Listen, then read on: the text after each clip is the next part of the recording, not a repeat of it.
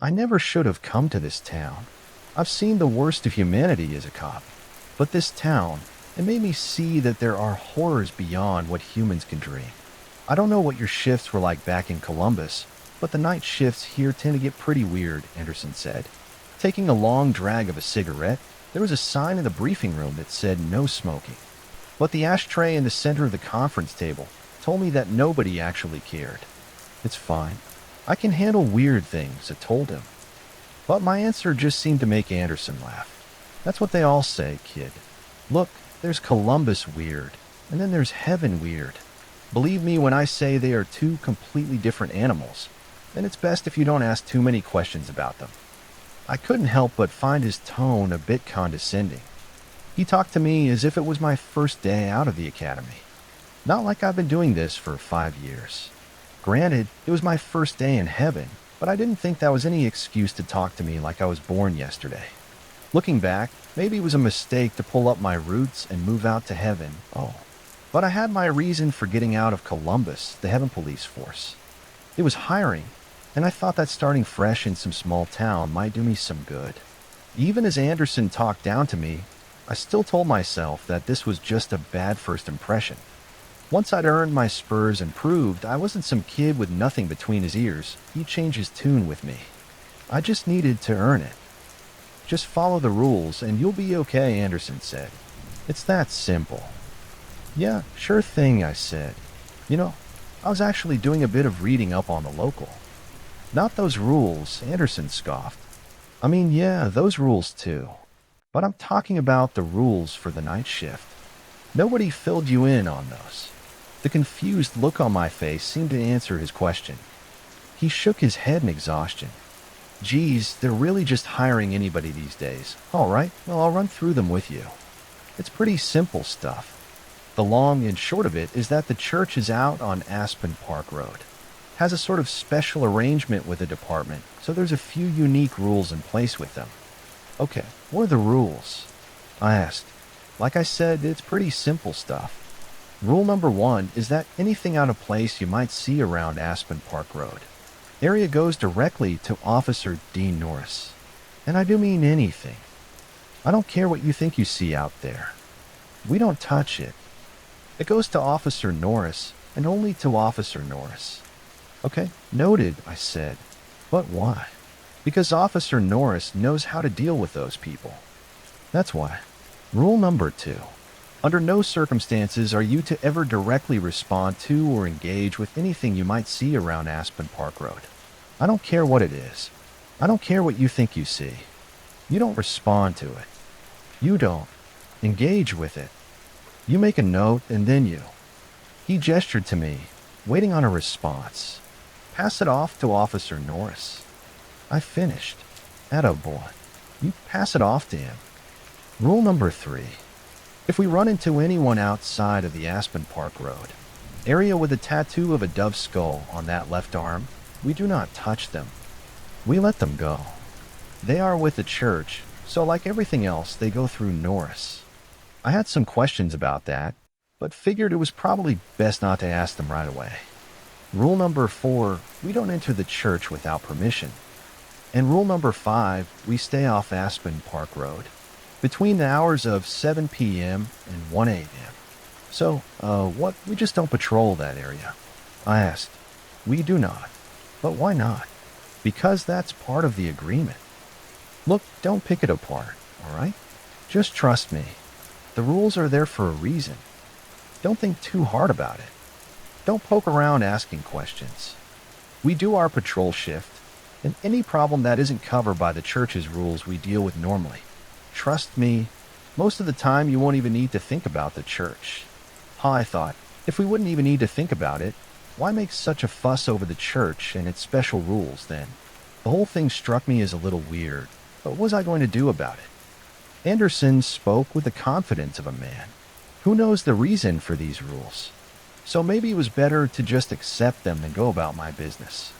Besides, if he was right and I barely even needed to think about the church, it probably wouldn't even come up again, right? Still, this whole thing didn't sit well with me. Why have some arbitrary set of rules on how to deal with one local church? It didn't make a whole lot of sense. Maybe. I don't know. Maybe this was some dumb prank. Yeah, could be. Maybe it was some sort of hazing. It wasn't very professional, but at least that made more sense. I tried to take Anderson's advice and just not think about it.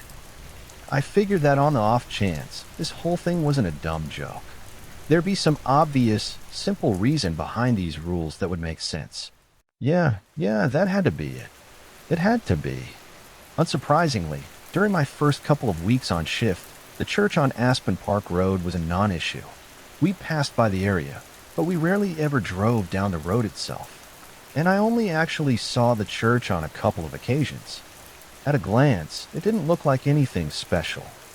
The Church of the Sacred Dove was a boxy white brick building with a large chapel and a sloped roof. I probably wouldn't have even noticed it existed if it didn't have that set of special rules. My nights on patrol in heaven were a little quieter than my shifts in Columbus had been. We'd only get a few calls per night. We usually dealt with drunks, noise, and minor disputes. The most excitement we had during those first few nights. There was an incident downtown. Some drunk moron flashed a gun at a bar after the bartender tried to cut him off, and that was it. I'd almost completely forgotten about the rules, Anderson told me. So when I saw my first weird sign out by Aspen Park Road, I was ready to call it in as normal before he stopped me. It had been a quiet night, even by heaven's standards.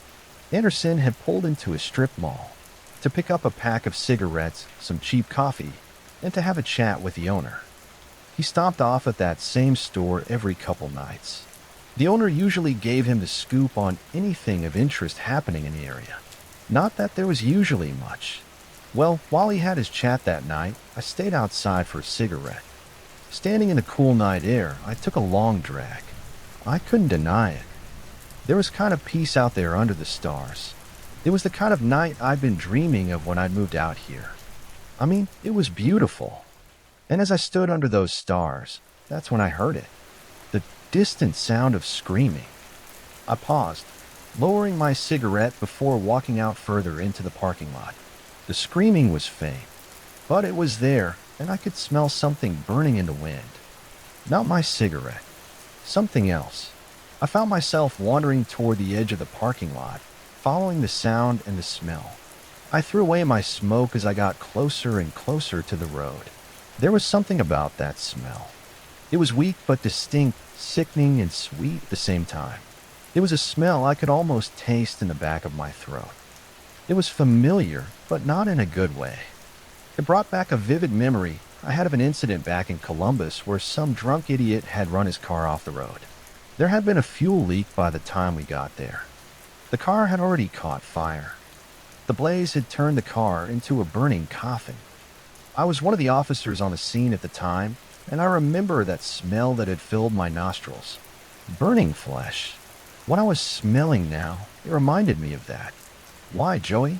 The sound of my own name tore me away from my thoughts. I looked back towards Anderson. He was standing by the cruiser, a cup of coffee in each hand. "You hear that?" I asked. Anderson was silent for a moment before quietly opening the driver's side door. He didn't say a word to me. He just got in the cruiser. I paused before going to join him. I expected to see him fiddling with the radio, but he just keyed the engine. It was coming from the west, I said. There was a smell, too. It was hard to describe. I'm not sure what it was. "Don't worry about it," Anderson said. My brow furrowed. "What? Why not?" I asked. "Church stuff. This kind of thing happens every now and then. Just make a note of it and pass it along to Officer Norris. We're not going to have a look." I asked. I heard people screaming." "It's a part of that mass or something," Anderson said. "Look, don't ask me for details. I don't know anything about it. I just know that it's how they worship. Screaming, fire. You get used to it." "What kind of church is that?" I asked. "What did I just say, kid? Don't ask me for the details. I don't know. And trust me when I tell you that it's better off that way. Leave a note for Norris and you'll have a chat with them, all right?" That answer didn't sit well with me. I didn't like it in the slightest. But what was I going to do? Argue? Anderson had already put on the radio, probably in an effort to end the conversation. He started driving in the opposite direction of Aspen Park Road. Half an hour later, he was chatting with me like nothing had happened. Like I just imagined the screaming and the burning smell. It was odd, jarring. It was obvious he wanted me to drop it. But look, I didn't become a cop to just turn a blind eye to stuff like this. Maybe it was just some sort of weird outdoor mess. I knew I wouldn't be able to let it go until I knew for sure. When my shift ended, I went home to sleep. For a couple hours, I woke up again sometime past noon. The memory of the faint screams and the smell of burning stayed in my mind. I sat up in bed. Anderson and I had made a note in our end of shift report that we'd heard something coming from Aspen Park Road area.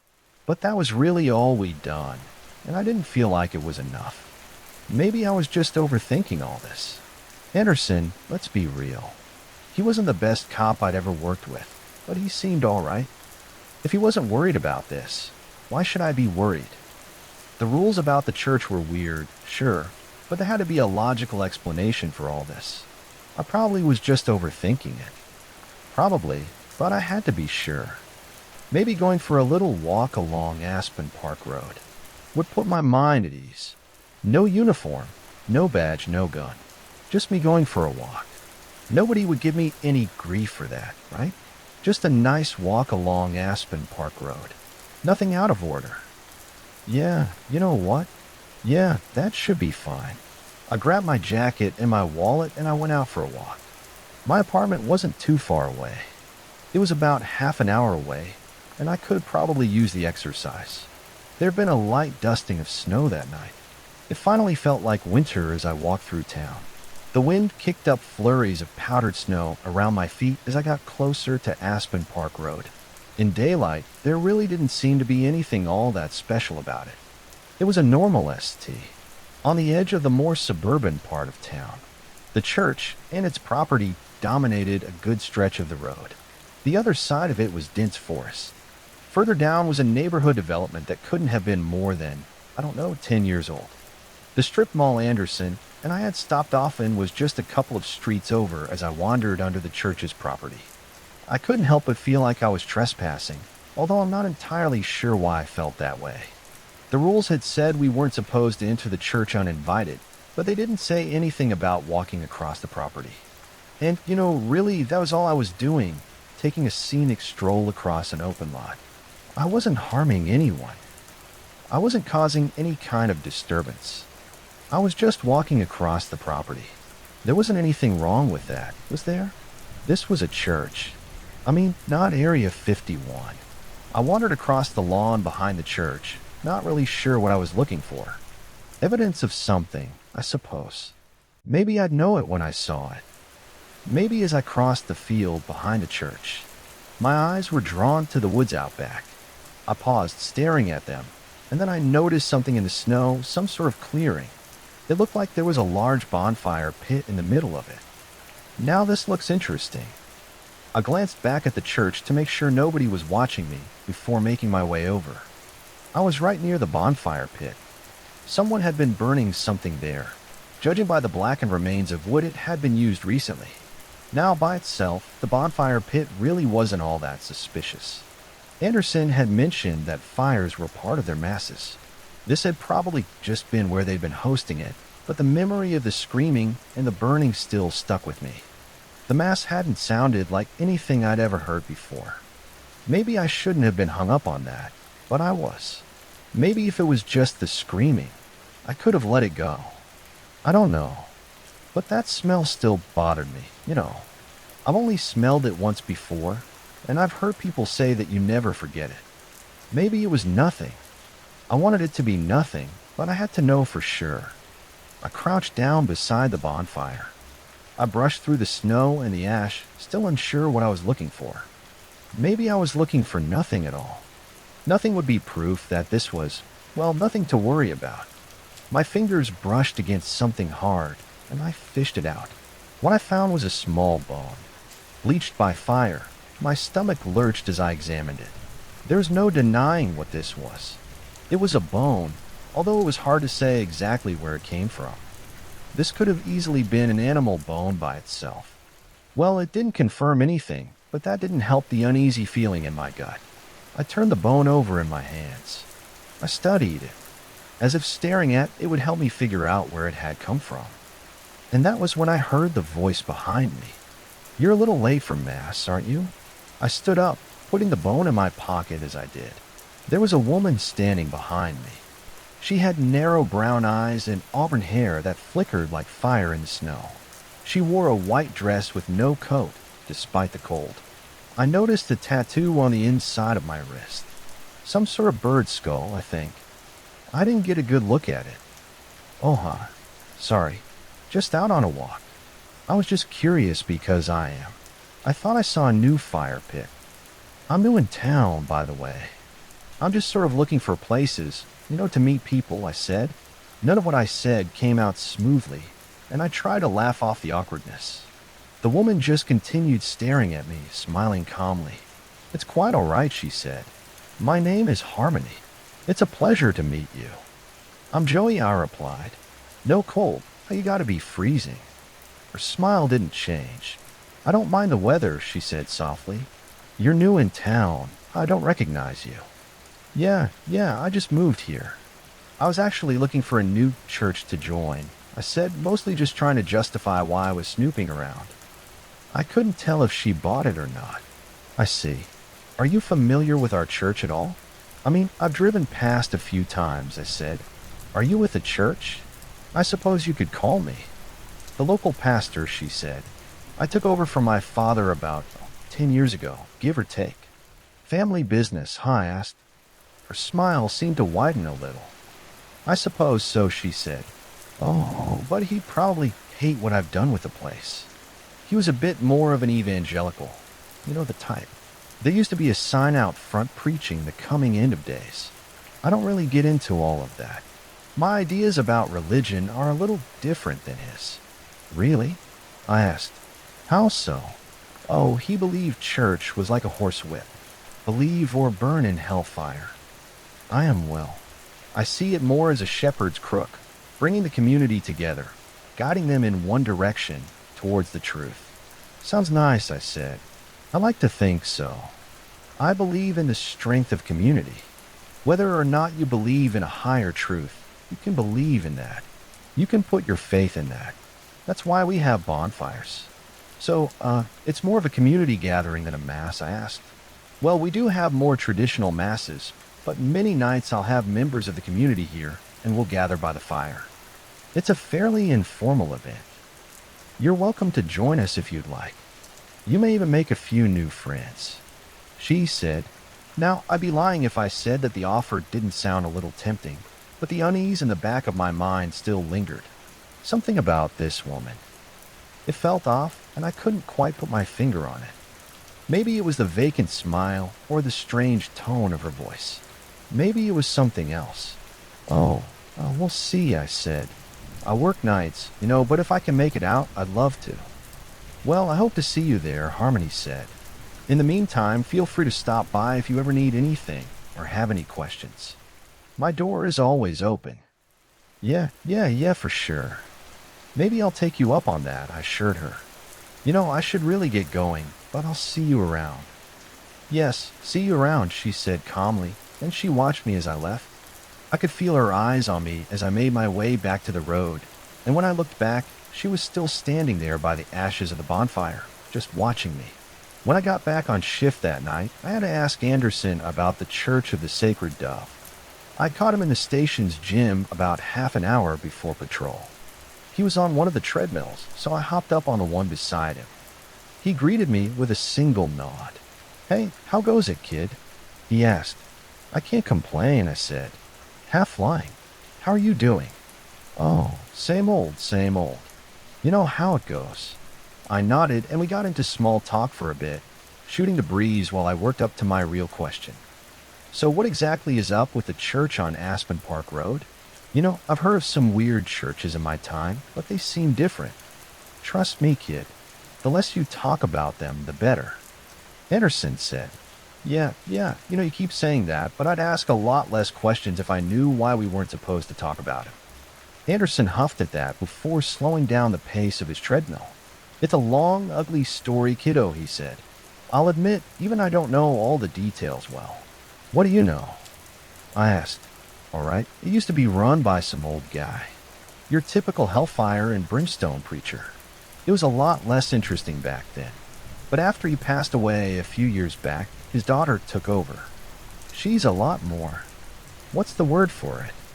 New Age, spirituality, occult stuff, animal sacrifices.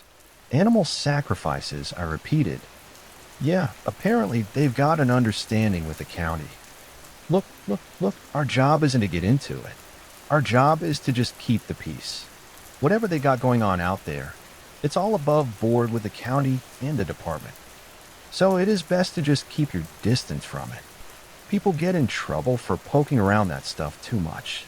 I'd hate to see you ending up like them. Fair enough, I said softly. Anderson stopped his treadmill, and he took a long swig from his water bottle. I'm hitting the showers. Look, I'm not trying to intimidate you, Joey. I'm really not. But it's better if you don't think about that church. Leave a note for Norris, and you will be so much happier. Trust me. I think he was trying to be reassuring with those words, but if anything, it all just made me more queasy. While Anderson went off to the locker rooms, I left the treadmill and moved on to the exercise bike. I thought about the bone I'd found earlier.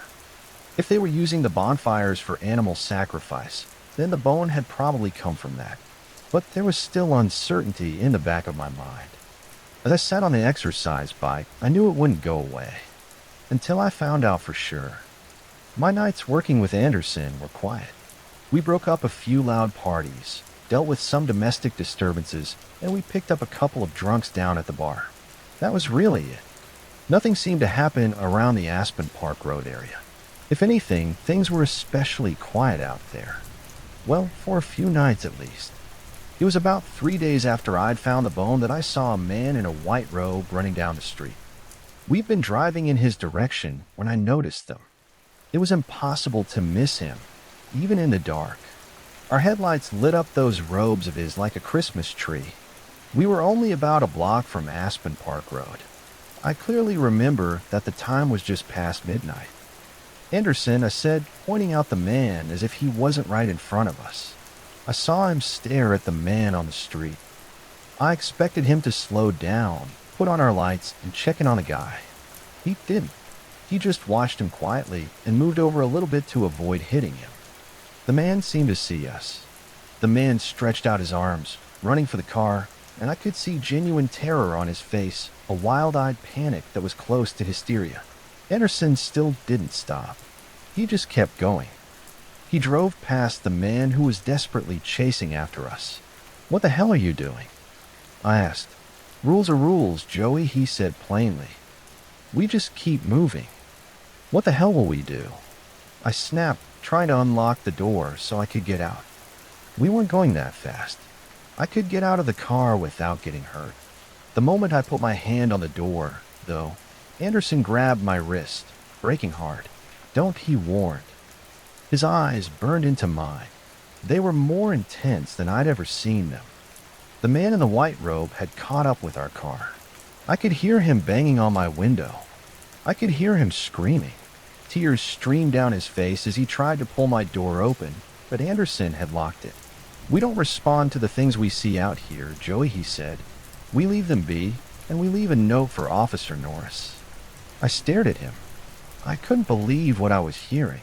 Jesus, Anderson, there's a man pounding on our window, I said. We don't respond, he replied. I tried to open the door again, but he lunged for me, pinning me against my seat. This is for your own good, kid, he said. As I tried to fight him off outside of the car, the man in the white robe was watching us, his eyes wide with terror. I noticed 5 figures behind him. They emerged from the darkness on the edge of the street. All of them were dressed in black robes with hoods that hid their faces. The man in the white robe didn't seem to notice them just yet. He was still focused on Anderson and me fighting in the car. Anderson glanced over at the man. I know he saw the figures approaching him, but he didn't do anything. He just kept his weight on me, leaving me helpless to stop what was coming next. The The man in the white robe finally seemed to notice the newcomers behind him, and he was terrified. He started to run, but the dark-robed figures quickly closed the distance. I squirmed violently, trying to reach for the taser in my belt, and as soon as he realized what I was doing, he grabbed my wrist. "Don't," he said again. "Just let it go, Joey. Let it go." All I could do was watch the black-robed figures drag the screaming man away. He fought against them. He kicked. He cried, but he couldn't escape. They took him away, and there was nothing I could do to stop them. I pounded on Anderson's shoulders like a kid having a tantrum, but he didn't budge. He just kept me pinned to the seat. "The rules exist for a reason," he said. "I get it. All right, I get it. It's not in your nature to look the other way. I get it. But you don't get involved in the church's affairs. Do you understand that? That man was running," I tried to argue, "and we'll leave a note for Norris." "Who the hell even is Norris?" I snapped. "Who's Officer Norris?" Because you know what? In the past few weeks I've been here, I've never seen or heard anyone else mention anyone named Officer D. Norris. But he's the guy we send to deal with these calls. A guy who, as far as I can tell, doesn't even exist. That man was running scared. Anderson. We're supposed to do something about it. I tried to push Anderson off me, but he still wouldn't move. "Don't," he said. "Joey, don't go to hell." I snapped. I slammed my head against his, and I knocked him back just a few inches. I threw the cruiser door open, and I stumbled out. The man in the white robe couldn't have gotten far. I just needed to catch up. Suddenly, every muscle in my body clenched, as I experienced what I can only describe as the unholy combination of a full body cramp and getting hit by a baseball bat. I've been shot with a taser before, back during my training in Columbus. I'd always hoped I wouldn't have to experience that again, but I guess Anderson had other ideas. I crashed to the ground with a heavy thud, twitching as I did. Anderson stood over me, watching me writhe on the ground. "Don't be a hero, Joey," he said. "Heroes don't last long in this town, and the rest of us survive by following the rules. This is her town. It's been her town for the past 10 years, so please just stop." I rolled under my back, panting heavily. I saw Anderson staring down at me. I could see that he'd drawn his gun. He wasn't aiming it at me, but it was there, a silent warning against trying anything else. After a moment, he offered me a hand. "Stand up," he said calmly. "Let's call it a night, all right? Let's get a coffee and move on, okay? Let's put this behind us," despite the sincerity in his voice. I think he knew damn well that putting this behind us wasn't really an option. I could see it in his eyes, but behind his determination, I could also see hope. Hope that I'd see the light and just let it go. I let out a tired exhale before reaching for his hand and letting him pull me to my feet. "Atta boy," he said. "Now let's get you a coffee, all right? Come on." Into the cruiser. He gestured to the open passenger side door, and I shuffled in. My entire body still hurt, but there wasn't much else I could do. Anderson closed the door behind me, and then he went around the car to get in the driver's seat. His mistake was taking his eyes off me. I'm not proud of what I did next, but if we did things Anderson's way, we would have been abandoning the man who was begging for our help. Maybe he could do that, but I couldn't. I reached for my pepper spray as soon as he closed the door. When he got back into the car beside me, I emptied the entire can in his face. Anderson screamed, thrashing violently and collapsing back out of the car. I heard him scream my name, but I didn't waste any more time on him. I threw my door open, and I stumbled back out onto the street. "Joey, Joey." I heard Anderson yell, but I was already running. I was following the robed figures back toward Aspen Park Road and the church. It didn't take long before I heard the music. Loud drums and chaotic singing. I could see the light of a bonfire up ahead. It's in the same clearing I visited the other day, but this time I could see figures dancing in the firelight. The bonfire towered over the dancers. I paused before moving into the nearby woods. I used the trees and the darkness to hide me as I crept closer. I counted around 20 to 30 people around the fire. About 5 of them were dancing around it. They were all dressed in ceremonial robes that twirled and swished around them. leaving their legs and feet bare against the elements. Each of the dancers wore an elaborate bird skull mask. Their dance, it looked like nothing I'd ever seen before. Their arms swayed in rhythmic circular patterns. They barely even seemed to move like humans. At the entrance of the clearing stood a woman watching the dancers. She was wearing a familiar white dress. Like the dancers, she also wore a bird mask and stood barefoot in the snow. Harmony. It had to be her. Beside her, I could see two groups of black-robed figures. Each one of them was holding back a stranger dressed in white. One of them, it was the man I'd seen on the road. The other was someone new, a second man, who also looked scared out of his head. There was a part of me that wanted to rush into that clearing, draw my gun, and break up whatever this was. But something else kept me rooted to the spot. I watched as the dance reached its climax, until at last all of the dancers collapsed into the snow, bowing before the fire. Only then did Harmony speak. "We now offer our choice. At this hour of winter," she began, "we offer them to you, O greatness, ye of sickle claw and hungry beak, ye of endless eyes and grinding teeth. We offer you this feast, O holiest of holies." She raised her arms. As if on cue, the two captured strangers were dragged towards the fire. I could see them fighting. I could hear them screaming. The smell of burning flesh flashed in my memory, and I remembered the bone I'd found in the ashes of that very bonfire. In that moment, I knew that every fear that had lurked in my mind about this place was true. They were going to burn those people alive. Sacrificing them to do what? I went for my gun. The people in the clearing didn't seem armed. I could shut this down. I could end it. I needed to end it. I fired 3 shots into the air as I charged out of the trees, and Harmony calmly turned to look at me as I did. "Whatever the hell this is, ends now," I spat. "Let those people go." The figures in black didn't respond. They held their victims tightly as they struggled to break free. "Well, Joey wasn't," Harmony asked, her voice still calm.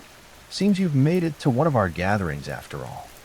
I don't know what you think you're doing here, but I'm putting an end to it." I snapped. "Let those people go now." I aimed my gun at Harmony's chest, and she just laughed. "It's charming that you think you hold authority over me," she said. "But very well. I'll humor you." She clapped her hands twice. "Let them go." At her command, the 2 prisoners were released and took off on a run. "There. See, I'm capable of being reasonable," she said softly. "He, on the other hand, is not." "What the hell are you talking about?" I asked. "You really are clueless about what we're doing here, aren't you?" "I'm not surprised. You're with the local police, aren't you? I suppose they didn't really explain our arrangement with them." "Just because you've got them in your pocket, it doesn't mean you've got me too," I said. "In my pocket," she said. "You really are small-minded.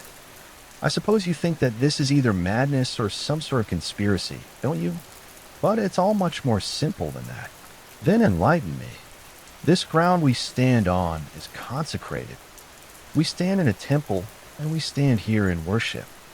Only our prayer is a little more direct than most." She looked at me before noticing my confusion. "Well, my father didn't understand it either," she said. "He believed what a god needed was loyalty, prayer, servitude. And yes, these things are necessary. But above all, a god wants food. He wants to be fed, and we feed him." "Lady, you are well and truly nuts," I said, keeping my gun trained on her. "Get on the ground, hands behind your head." "You're going to arrest me?" she asked. "You think he will allow you to place one hand on me?" "You know what? Let's find out," I said, keeping my gun on her as I approached. She didn't put up a fight. She only watched me, a look of amusement on her face as I came closer. I put a hand on her shoulder, trying to force her down to her knees. But as I did, the clearing grew brighter. A blinding flash rose from the flames. Not a flare from the fire, but something else. The bonfire seemed to grow. It seemed to change for a moment. I was sure that there was something in the fire, something watching me. I couldn't make out exactly what. I could make out shapes, wings, eyes. Too many eyes, sharp teeth, but not much else. My ears began to ring. The light around me was blinding. I couldn't look at it. I couldn't focus. I didn't remember falling into the snow, but I must have. Because next thing I knew, Harmony was standing over me. She was smiling through that bird mask of hers. "And so now you see," she said, before looking back towards the men in the black robes. "Cast this one into the fire, as he has freed our intended sacrifices. He shall take their place." I tried to stand, but I felt hands grabbing me, forcing me to my feet. The gun was torn out of my hand. I stared into the fire. Countless eyes stared back at me from the flames. "No, no," was the only word I could say. "Wait." A new voice echoed through the clearing. Harmony turned to look where it came from, and I saw Anderson standing at the edge of the tree line, holding up a hand. "Don't do this," Anderson panted. "Don't do this. He's cost us our sacrifices this evening, Anderson. Why should he be spared?" Harmony asked. "Please. It's my fault he got involved. I should have. I should have stopped him. I should have made him realize. Please, it's my fault. So we should take you instead." She hummed. "How noble. Give me one reason why I shouldn't sacrifice you both. You've seen what you do here. He knows what's in the fire." Anderson said, "He's more used to you alive now, just like I was. Just like Norris was." Harmony was silent for a moment. "Oh, and so we finally come full circle, don't we? Jeremiah Anderson." I saw Anderson hesitate for a moment, before giving a single nod. "Yes, yes, we have." Harmony seemed to think for a moment before giving a nod. "Very well, then. If you're so determined, then you will go to the fire." Anderson didn't say anything to that, but his eyes locked on mine. There was meaning in that last look he gave me. More meaning than simple words could convey. Scolding, fear, hope, and a plea. With that one last look between us, I understood Anderson better than I had in all the weeks we'd worked together. I didn't say anything to him. I didn't nod. I just stared back at him, grateful, terrified, unsure of what might happen next. "Thank you," Anderson said, and I'm not sure if he was talking to me or to Harmony. And then he turned and stared into the fire. Taking one final breath, I watched as he began to walk towards it. His footsteps faltered. There was fear in his every movement. But he didn't stop. He didn't hesitate. He offered himself to the fire, and as it consumed him, as the flames melted the flesh from his bones, filling my nostrils with the stench of burning meat, as his screams faded into the night, I watched. It was about a year later that they sent me a new recruit to work with on the night shift. Some kid from Toledo. Been a cop for 3 years. He figured that starting fresh in some rural small town might do him some good. As I met him for the first time in the break room before our first shift together, I sized him up. I lit myself a cigarette before starting. "I don't know what your shifts were like back in Toledo, but the night shifts here tend to get pretty weird," I said. He assured me he could handle it, and for some reason that made me laugh. "That's what they all say, kiddo. Look, there's Toledo weird, and then there's heaven weird. Believe me when I say they're two completely different animals. And it's best if you don't ask too many questions about it. Look, just follow the rules and you'll be okay. It's that simple." He just stared at me with a confused look. Nobody had told him about the rules. I sighed and shook my head. "Geez, they're really just hiring anybody these days, right? Well, I'll run through them with you. It's pretty simple stuff. The long and short of it is that the church is out on Aspen Park Road. Has a special sort of arrangement with the department, so there's a few unique rules in place with them. Rule number 1 is that anything out of place you might see around Aspen Park Road, area goes directly to Officer Jeremiah Anderson. And I do mean anything. I don't care what you think you see out there. We don't touch it. It goes to Officer Anderson, and only to Officer Anderson. You got that?" The trainee nodded. But I knew he didn't understand. He thought he did, just like I once thought I did. But he didn't understand. He couldn't. Not unless he saw it himself. I understood, though. Just like Anderson once understood, you can't fight a god. All you can do is play by its rules. From the earliest age that I can remember, becoming a park ranger was my life goal. My father and I spent every weekend hiking, fishing, and camping in Arlo Bennett National Forest. Not everyone is as lucky as we were to have access to 560,000 acres of pristine woodland, streams, and hiking trails. But with it being only a 20-minute drive away, we practically lived there from Friday to Sunday evening. While I could recount hundreds of stories of our exploits in the park, I think it would be best if I stick with the information pertinent to the dangers I want to warn you of. When I was about 10 years old, my father and I had just finished setting up camp for the night. The tent was placed, the latrine dug, and our campfire was burning warmly in front of us. After dinner, I walked to an area away from the campground, and then as I was heading back, I heard a soft whistling coming from the forest behind me. Looking over through the trees, I could see my father, pipe in mouth, sitting on the ground by our fire. Turning my head back to the direction of the whistling, I squinted my eyes and peered into the distance to try and identify the source of the whistling. It was likely a bird, I thought to myself, but there were hints of a subtle melody that kept me from being certain. The fading light of the sun didn't provide me with much of a view, so I continued listening to the soft whistling. Having decided it warranted no further investigation, I resolved to return myself to the safety of my father's company and the much-desired illumination of our campfire.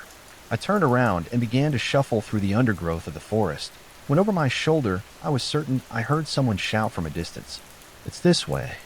Come and see." My fight, flight, or freeze response immediately chose the worst of all options as I stopped dead in my tracks. Turning around quickly, I looked in the distance and saw what I thought was the silhouette of a person waving far in the distance. They didn't call out again, but a single arm continued to wave above their head, before they eventually dropped it and stepped backward, disappearing behind a monstrously large oak tree. Without another thought, I bolted the short distance back to our campsite and in a panic, told my father what I thought I'd seen and heard. He smiled and reassured me it was likely nothing more than another camper, but he would investigate, shouldering the strap of his rifle and digging the flashlight out of his bag. We trekked into the woods in the direction I thought I'd seen the figure. My heart hammered against my chest as we slowly made gains in that direction. As we neared the mess of oak I'd seen from the latrine, my father began to sweep the ground with a beam of the flashlight, searching for signs of a disturbance. There was no sign of a recent activity. The dried leaves and fallen branches seemed to be completely undisturbed. We continued maybe a quarter of a mile beyond the oak and still found no sign of another camp or any human activity at all. My father ruffled his hair with his hand and assured me it was just my mind playing a trick on me. I really wanted to believe him, but something in my heart told me I had seen someone, or more unsettling yet, something. After getting back to our camp and settling beside the dwindling embers of our fire, my father did something he'd never done before. He began telling me a ghost story. In these woods, he started. People for over a century had told each other tales of wanderers in the woods. Beautiful melodies whistled through the trees. Strangers in the distance would wave and beckon travelers to come and see incredible things. Anyone foolish enough to follow them vanished, never to be seen again. Not understanding why he would tell me these things, I began to panic as my eyes searched the surrounding forest. Seeing my visible discomfort, he smiled and told me that as a boy, he thought he'd seen the same thing. My grandfather had told him the same story when he was my age, or perhaps a bit younger. Every time they would tread the same trails that he and I hike now, he always imagined hearing or seeing the wanderers in the woods. When he told my grandfather what he'd heard and seen, he took it as an opportunity to teach him that the whistling sound was a known call of a local bird. He would also find shapes in the distance and show him how inanimate objects at a distance could produce the illusion of a man or woman watching them. I began to calm down a bit. We were deep within a massive national forest, and the odds of encountering another person was slim at best. My youthful fears had gathered natural occurrences around me and organized them into an unnerving and unlikely scenario. I eased my posture substantially, and I smiled thankfully at my father. In all our trips together after that, I never had the same experience again. When I started working as a park ranger at Fire Tower 1, the experiences became so much worse than my younger self could have ever imagined. I just finished college with a degree in wildlife conservation a couple years back, but it was a hard time and difficult to find a job. Being hundreds of miles from home and the not-so-proud owner of a rapidly dwindling bank account, I spent hours each day filling out job applications, sending out resumes and cold calling every national park and forest I could find. Desperation was mounting daily until I'd finally resolved to pack up my belongings and move back to my hometown. My parents had passed away in a car accident during my sophomore year. I wouldn't be returning to a stable support system, but I was at least confident that old friends and extended family may be able to help me find gainful employment and find steady footing in my post-college life. Moving day arrived, and I finished boxing up the last of my possessions and stacking them haphazardly into the back of a rented box truck. After managing to get my beater of a car into the car-towed dolly on the back of the truck, I could feel my phone buzz in my pocket. Slumping down under the tailgate of the box truck, I fished it out and saw a red notification bubble on my mail application, and I clicked on it. The feeling of joy I experienced can't be accurately described as I read the attached email. From Arlo Bennett National Forest Hiring Authority. Your application has been chosen for Fire Tower 1 in Arlo Bennett National Forest. Congratulations and welcome to our team. We're excited to inform you that as a new park ranger for wildlife services, you will be stationed at Fire Tower 1. You are expected to arrive at Ranger Station 3 at or before 0800 hours EST. Uniforms, equipment, shelter, and necessities will be provided as this is a 24/7 live-in posting. If you require storage for personal items you do not wish to keep in your on-site residence, accommodations will be made upon arrival. Please bring a valid driver's license, social security card, and a copy of this email to be presented upon arrival. We thank you for your time and look forward to meeting you. Welcome to the team. Dennis Garland, Superintendent, Arlo Bennett National Forest. I read the email over and over, no less than 10 times. Only minutes ago, I was getting ready to drive a box truck home. And now I couldn't wait to travel down the road to my new career and what I thought would be a bright future. 2 days and one terrible roadside motel later, I pulled the box truck into a nearly empty parking lot in front of a log-sided building with a sign reading Ranger Station 3. 2 well-aged Jeeps sat parked side to side in front of the station, but marked clearly as Ranger patrol vehicles. I couldn't help but smile.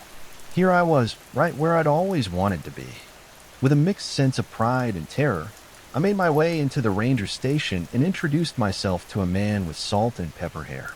Sitting at the desk in the entryway, I introduced myself and was greeted with a vice grip of a handshake, and he identified himself as Superintendent Garland. He explained to me that while he was generally not stationed at this location, he made it a goal to personally meet every new hired ranger and walk them through the process. Over the course of the next few hours, we filled out a seemingly endless pile of paperwork, drank bad coffee out of chip mugs, and I listened intently as he explained my job duties at Fire Tower 1. None of the duties sounded unusual in any way. I would work in a 3x3 grid with fire towers 1 to 9. For the first 2 weeks of the month, I would man the tower from 5 a.m. to 5 p.m. A reserve staff member would report to the station to give me a day off to readjust my sleep schedule for the last half of the month. The following 2 weeks, I would work from 5 p.m. to 5 a.m. Each tower in the grid was staggered by shift to watch neighboring off-duty sectors around them, as well as their own. The primary concern was to watch for the inception of forest fires. Lightning strikes and unauthorized campfires were a constant concern in this area, so 24-hour surveillance was necessary. All fire tower rangers were provided with a 2-bedroom, 1-bathroom cabin located at the base of the tower. The cabins were fully furnished, and basic supplies were provided for your first week on the job, with the expectation you will provide your own groceries and other provisions thereafter. Routine maintenance of the cabin and tower was to be performed by the occupying ranger. Mr. Garland also informed me that I would work 4 weeks on duty with 1 full week of duty. Reserve staff would report to the cabin at each tower to relieve the primary attendant to allow them some rest. The second bedroom was to be reserved for them, and we were to keep it free of personal items. One exemption to the rule was, in the event a camper or hiker was retrieved during a search and rescue operation, they would stay until they could be evacuated to the nearest town by medical staff. As we wrapped up, I was smiling ear to ear. Dream job, check. Rent-free living, check. After a worrying season in my life, everything seemed to be going my way. I was already making a mental checklist of what personal items to keep in the cabin and what I would need to store in the provided shed when Mr. Garland's gruff voice unexpectedly pulled me out of my daydream. One more thing, he said, eyes locking with mine. Don't travel any farther than a half mile or so north of Tower 1. Oh yeah, sure thing, I replied. No problem at all. But is there any particular reason? Mister. Garland stared at me in silence for a moment, and I could tell he was trying to sort out the answer. Dangerous woods that way, son, he finally replied. Bobcats and bears. Nasty business. I nodded politely, but it wasn't a terribly satisfying answer. My father and I had camped in this very forest for years and had always known predatory wildlife lived throughout the entirety of the reserve area. Unless the bobcats had learned to team up with the bears to hunt people down, it seemed unlikely to be any more dangerous than any other area. Regardless, I wasn't about to argue with my new employer.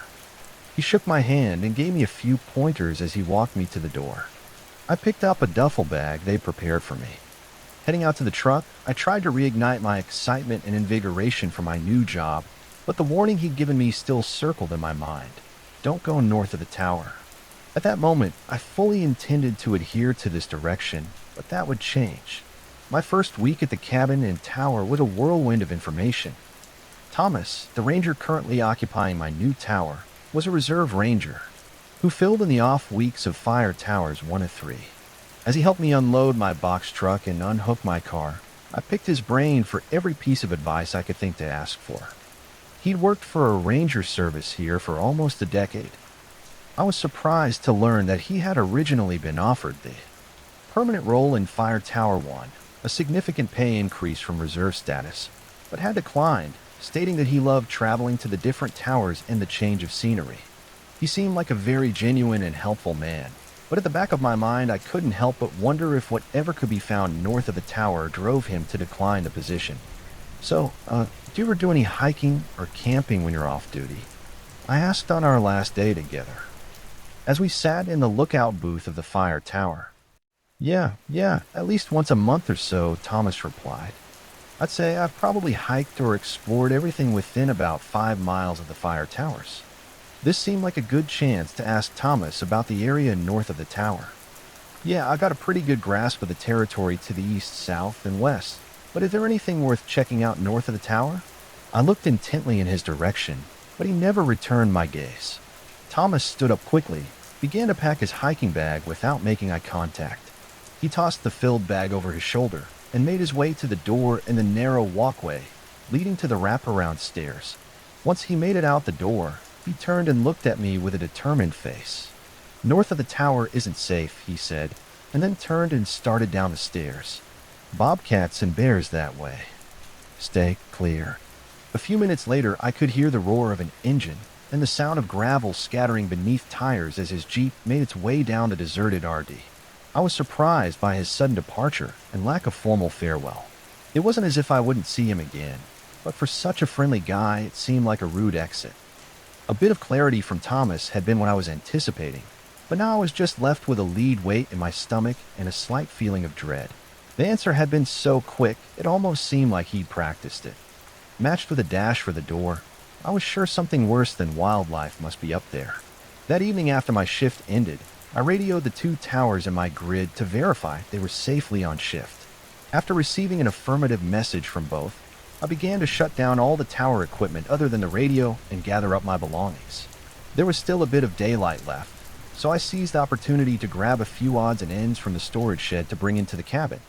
My personal quarters were mostly organized, but there was still a barren bookshelf in the corner that was begging for some more tattered paperbacks. I dumped the old cardboard box on the floor by the bookshelf and squatted down under the hardwood floor, sitting cross-legged. I opened the box and put some novels on the bookshelf. The bottom shelves were full, and I was just beginning to load up the top shelf. When I noticed something was sitting behind the bookshelf, I reached my hand into the corner, and I pulled out a worn leather book. There were no markings on the front or back of it. Thumbing it open to a page marked with an attached leather strip bookmark, I could see the winding loops of cursive handwriting. Not a book, so to speak, but a journal. It must have belonged to the ranger who manned the station before me. I considered reading it, but decided against it. Tossing it on the top of the bookshelf, I made a mental note to give it to Mr. Garland the next time I saw him so he could return it to the rightful owner. After stowing away my books, I took the cardboard box outside and started walking down the gravel path to the storage building. There was a steel cage to place garbage in.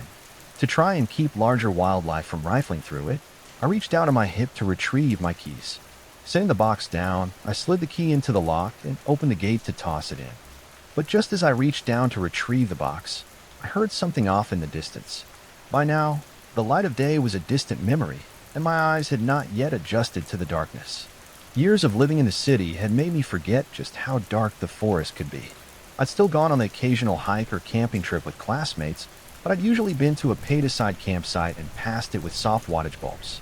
It hadn't occurred to me to switch on the light that extended to the storage shed. My visibility was aided only by the light bulb on the cabin's front porch, which was being swallowed up by the darkness. And that's when I heard the whistling. It was soft and indistinct, but I could hear it. The crunching of leaves and snapping of twigs in the distance, accompanied by that tune. I was unable to move as I attempted to locate the direction it was coming from, but I couldn't. While the sound seemed to be coming from one point far off in the distance, I could also hear traces of it all around me. Before Thomas left, we'd gone over the camping permit logs for our grid, and there were none requested within 10 miles of my post. All of the most popular hiking trails were equally far away, so there was little to no reason for anyone to be traveling in this area at this time of night. The only trails around here were less traveled and given to more experienced hikers. Any hiker with the skill to travel these trails would also have the common sense to have set up camp for the night. As I stood there listening and squinting in the darkness, I couldn't help but feel like the 10-year-old boy from so many years ago. But this time I didn't have my father to comfort me the night around the fire. He was able to explain all of this in a way that made me believe my imagination had just run away with me. Standing here by myself, I didn't feel like that anymore. The whistling was becoming louder. Where before it was disembodied in a distant sound, I could tell that the source was now moving in my direction. There was a haunting, yet beautiful melody. I was able to hear it more clearly. I could also hear the more defined noise of crunching leaves. It was almost hypnotizing. My eyes began to close and relaxation began to settle into my bones, where icy fear had been only moments earlier. I felt like it may be a good idea to just walk towards the source of the beautiful melody. "It's this way," I heard a soft voice say. "Come and see."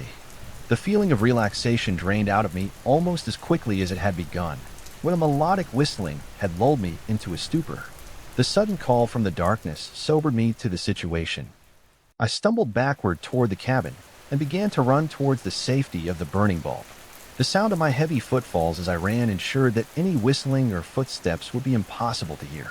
All the while, though, I could imagine someone or something mere steps behind me, a clawed hand outstretched toward my back and still beckoning me to come and see what was in the darkness. Once I reached the front door, I pushed my way inside, slammed the door, engaged the deadbolt, and slid onto the floor.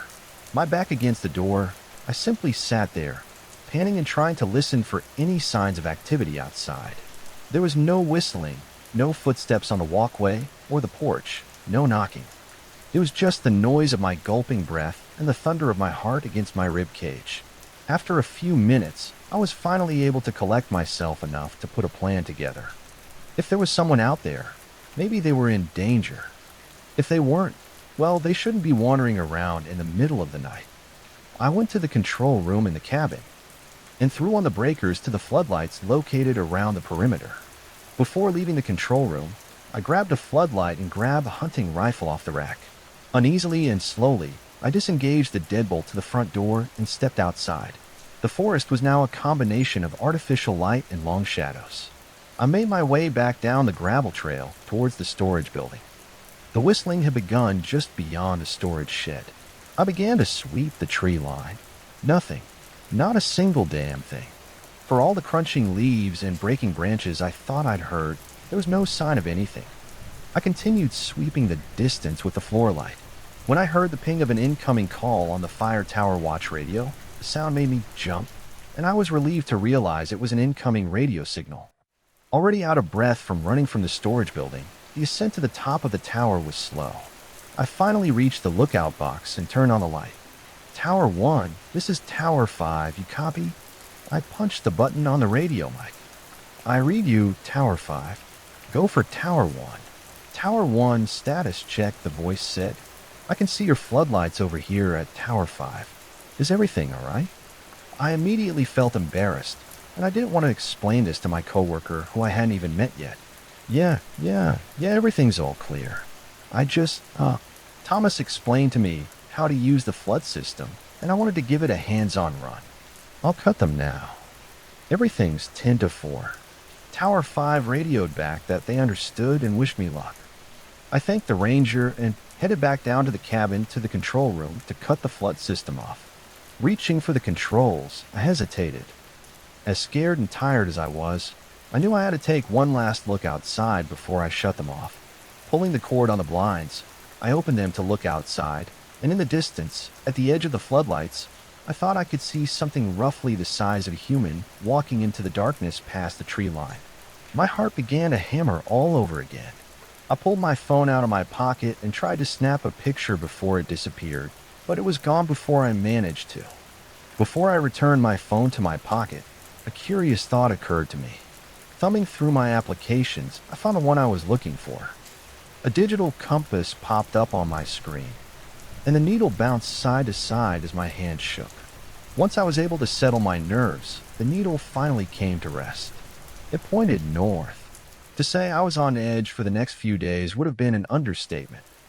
The remainder of the week was my last week on the day shift before I transitioned to my 2-week rotation of evening watch. While I hadn't seen anything alarming since the night Thomas had departed, I had also taken special care to avoid the opportunity. No more nighttime travel to the storage shed. No taking the trash out in the evening.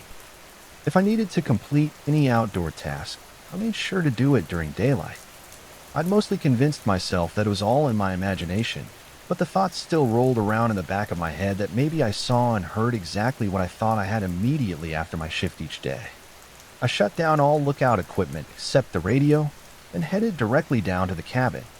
My evenings consisted of a steady schedule of TV show binging, dinner, a shower, and reading in bed. The small supply of books I brought didn't provide as much entertainment as I'd hoped. Most of them I'd read dozens of times already, and I quickly thumbed through the few that hadn't lost all their appeal. And then as I was reading, something caught my eye: the journal. Shuffling out of bed into the bookshelf, I scooped it up and returned to bed. Initially, I told myself it was immoral to read someone's private journal, but the odd feeling this place gave me and the lack of other engaging activities made it easier than it should have been to justify reading just a few pages. Settling back and under the blankets, I flipped open the cover to the first page and ran my hand over the cursive writing.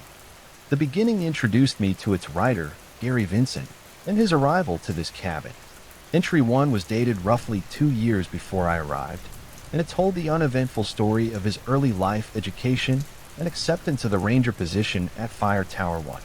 Our stories were fairly similar in many respects, but Gary, he seemed to have skipped the period of frantic job searching and desperation before his employment here.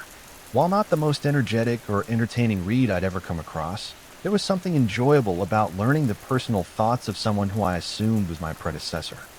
Thomas had trained him as well, and the two of them seemed to have developed a good friendship.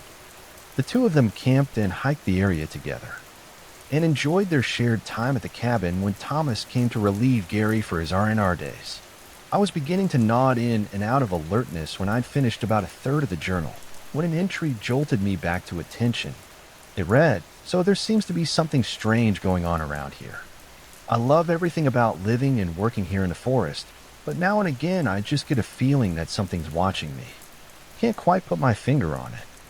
It's the same feeling you get when someone stands behind you in a room but doesn't say anything. Just an electric charge sensation. Last night, I was hauling the kitchen trash out to the old dumpster dungeon when I heard someone whistling out in the woods.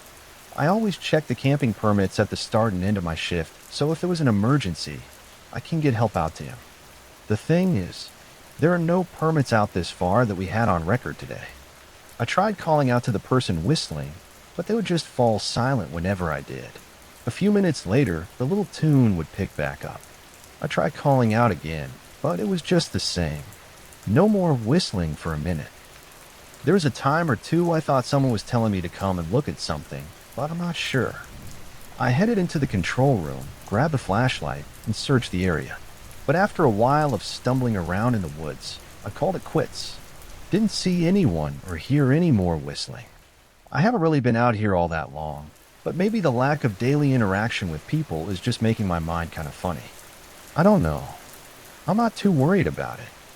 If whistling is the worst thing I hear, well, I think I'm in pretty good shape. I read the passage over and over again. Almost the same thing had happened to Gary. The only noticeable difference between the two events was my total panic compared to Gary's cool and collected approach to investigating the area. A second difference dawned on me. Gary hadn't seen anyone in the woodline.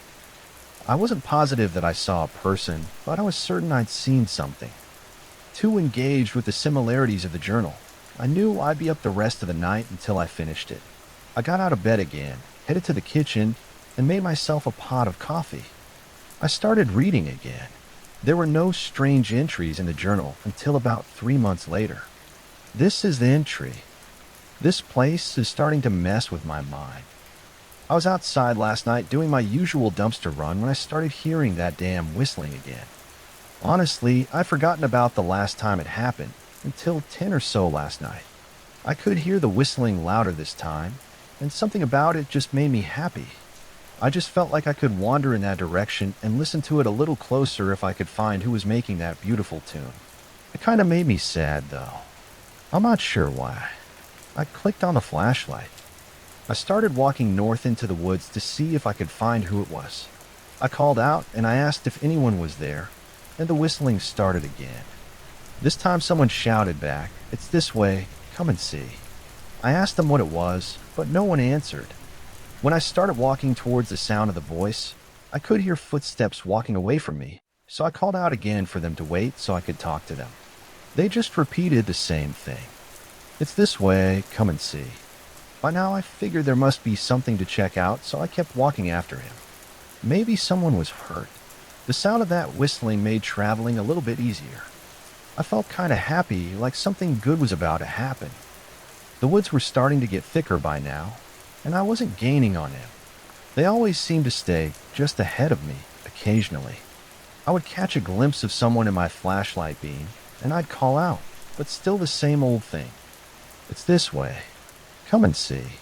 Eventually, I came to a cluster of oak trees that were so tightly packed together, it looked like one monstrous tree. When I got to it, the whistling stopped for a little while, and suddenly I felt sad and alone. My eyes teared up, and I wasn't sure why. And then that tune came back. It sounded like it was up in the top of the trees.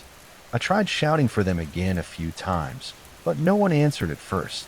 After a few minutes of trying to get their attention, I finally heard someone reply, "It's up here, come see." "Up where?" I asked the voice. "In the trees," they said. "Use the stairs." The voice called back. I ran the flashlight around the base of the trees, and in the center of them, I could see what looked like a step.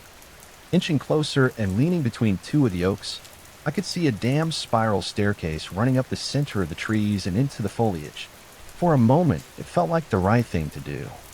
Just grab onto the banister and climb my way to the top. My foot was just settling under the bottom step when a sudden beeping and vibration startled me back to my senses. My smartwatch was beeping loudly, and when I looked down at my heart rate, it was nearly 150. I saw the time, too. It had only been 10 o'clock when I headed out, but it was almost 11:30 now. It seemed like I'd only been in the woods for maybe 15 minutes, but it had been an hour and a half. I panicked, and I ran back to the cabin. As I made my way back, there was the remnant of an old hiking trail that took me within a stone's throw of the cabin. It took me almost 2 hours to get back. My body aches, and I feel like I have the flu. I'm not sure what the hell was out there, but I'm going to have to call this in. My heart raced as I continued to read the journal. On the next few pages, Gary recounted how he'd called in the staircase to Superintendent Garland the next day, and that a team of rangers had met him at the cabin. They traveled back to the location where Gary had seen the stairs, but nothing was there. Gary begged them to come back at night, because that's when it'd be visible. The other rangers agreed to this to help calm Gary's concerns, but when they arrived there later that evening, there was still no staircase. The journal entries from this point on became almost incoherent. Gary was fixated on how the stairs had disappeared and why nobody else could find them. He admitted to traveling back multiple times, but never seeing them again. The absence of the whistling also seemed to bother him rather than soothe his concerns. He wrote endlessly about how he missed the beautiful melody, and that it maddened him that he couldn't remember all the notes. And then there was no entry for a long period. When Gary wrote what would be his final entry in the journal, he seemed to be a man who had lost his grip on reality. It read, "The music didn't return to me.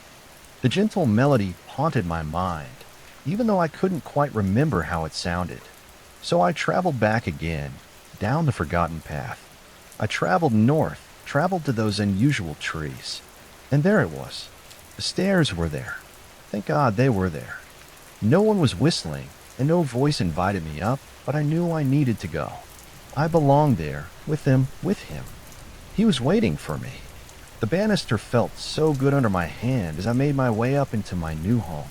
Everyone's in unison there. The many are one. I just came back here to say goodbye to someone. Was there someone here I knew? I guess I'll just say goodbye to you, journal, because I'm going back. And this time I will stay. Maybe I can help others find their way. So many souls can be won if they can let themselves go. To anyone who reads these words, I tell you it's all true. And it's this way.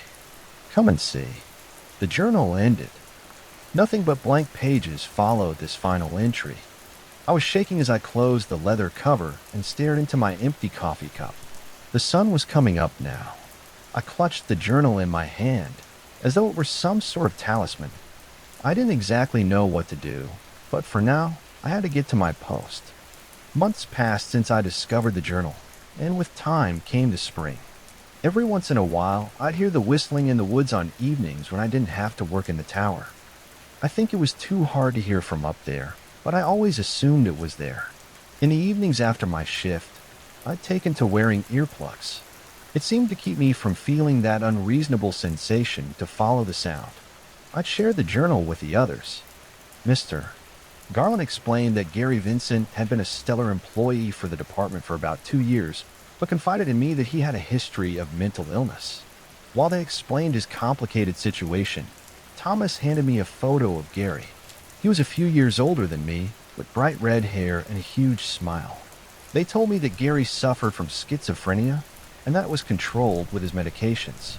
Once Gary went missing, Thomas said he discovered that Gary hadn't been taking his pills. He'd taken to traveling into the northern forest more frequently in the last few months. He remained at his post.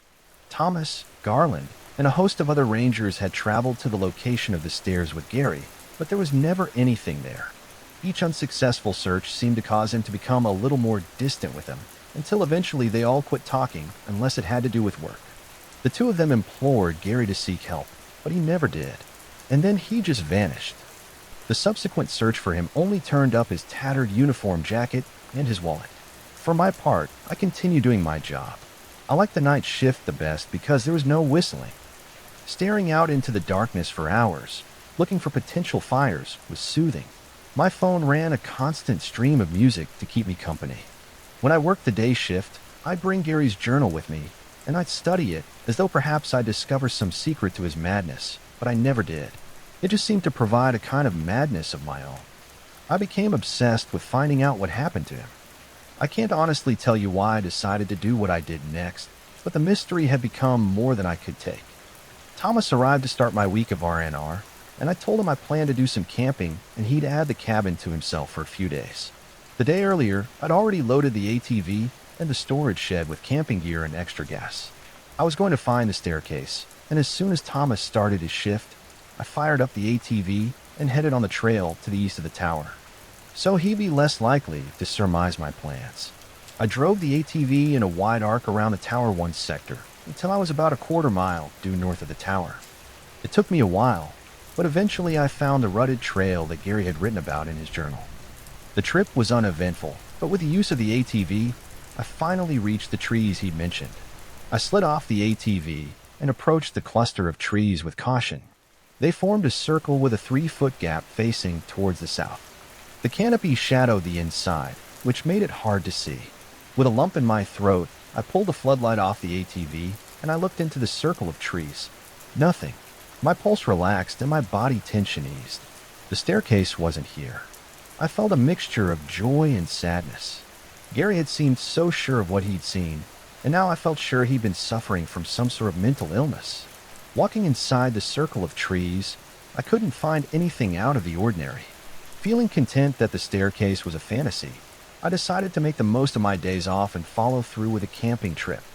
The day was warmer than the seasonal average, so I chose to forego the tent and camp under the stars. I set up a nice fire. Even with the unusually warm day, I still gathered firewood just in case it got colder that night. After a quick meal and a few chapters in one of my paperbacks, I decided on it. It was time to turn in. I settled into my sleeping bag and enjoyed the heat from the fire. Sleep came quickly due to the exhaustion from my recent sleepless night and the revelation that Gary's staircase to nowhere had never been real. Sometime during the night, I woke to a familiar sound. The melody I'd avoided for so many months now was filling my ears, and it was coming from directly behind me. I rolled over and looked into the trees, and standing between the oaks was Gary. I recognized his wide smile and fiery red hair from the photo. His hair was sprouting in crazy directions, and his tattered ranger's uniform hung off his emaciated frame. But it was Gary. Gary just continued to smile as he stepped backward into the darkness.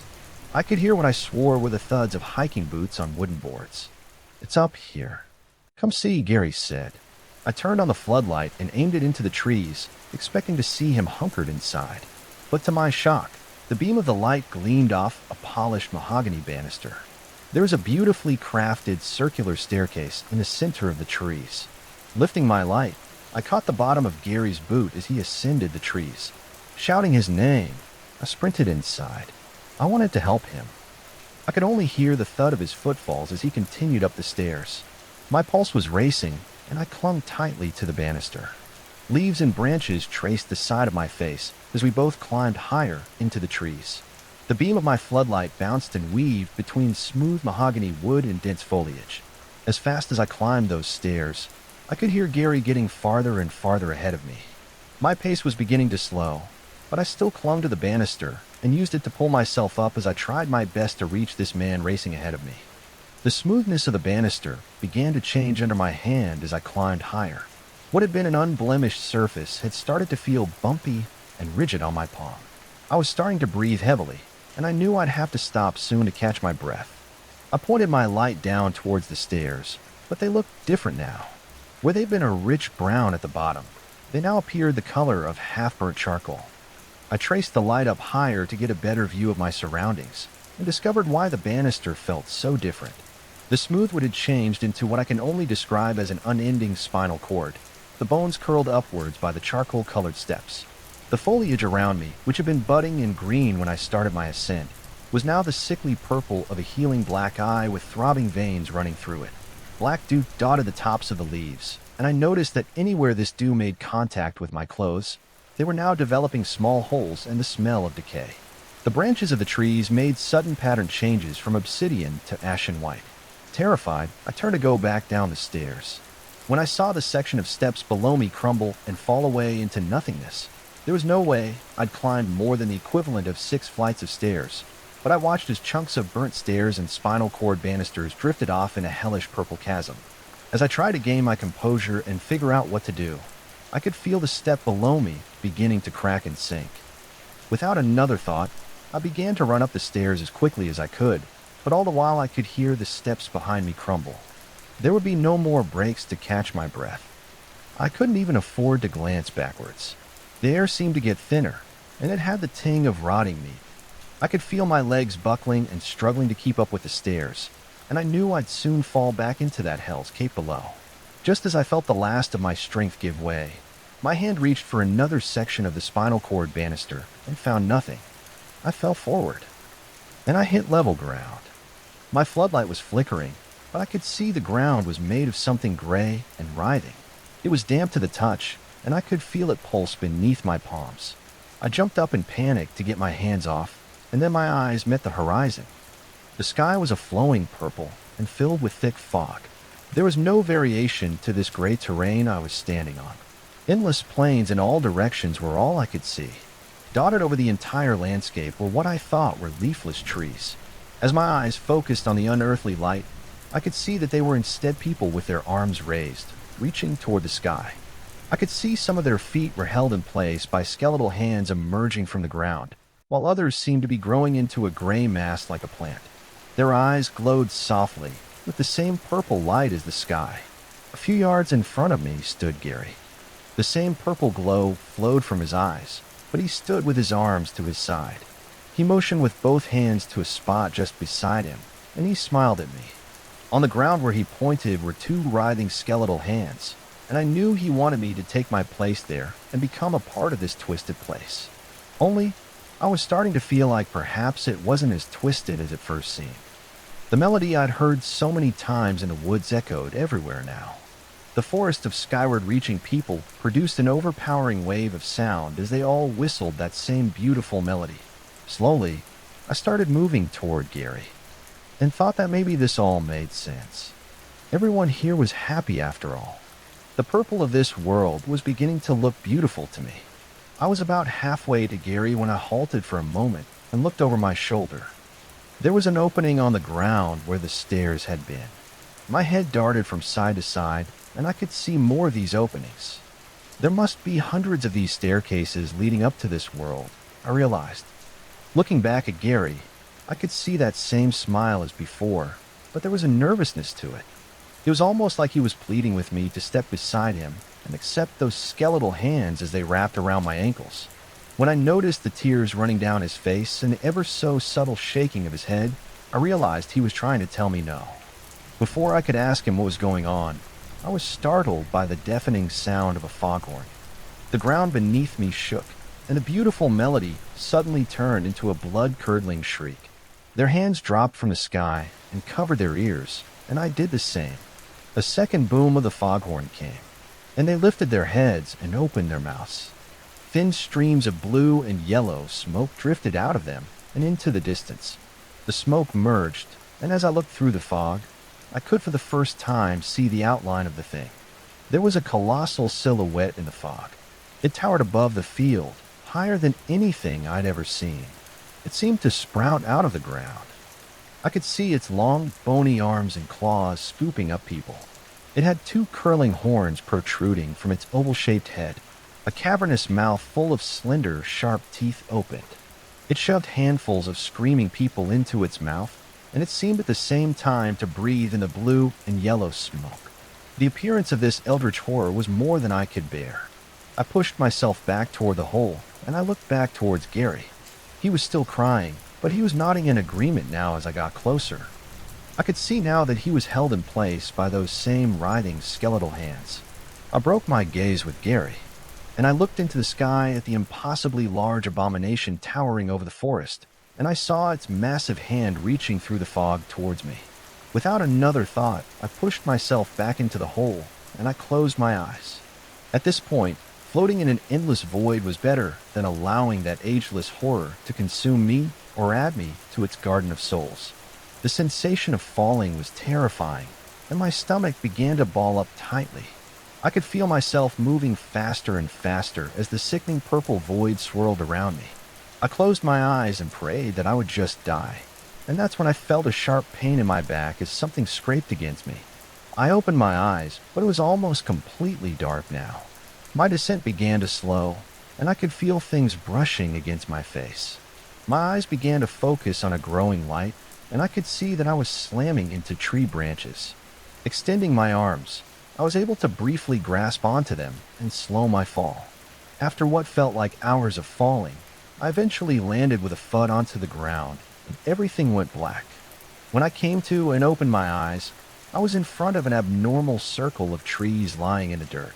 I could see the smooth mahogany stairs only feet in front of me. My entire body ached as I pushed myself up and staggered to the ATV to retrieve the gas can. Fuel spilled out of the upturned can as I dumped the contents at the foot of those hellish stairs. I pulled a book of matches from my pocket.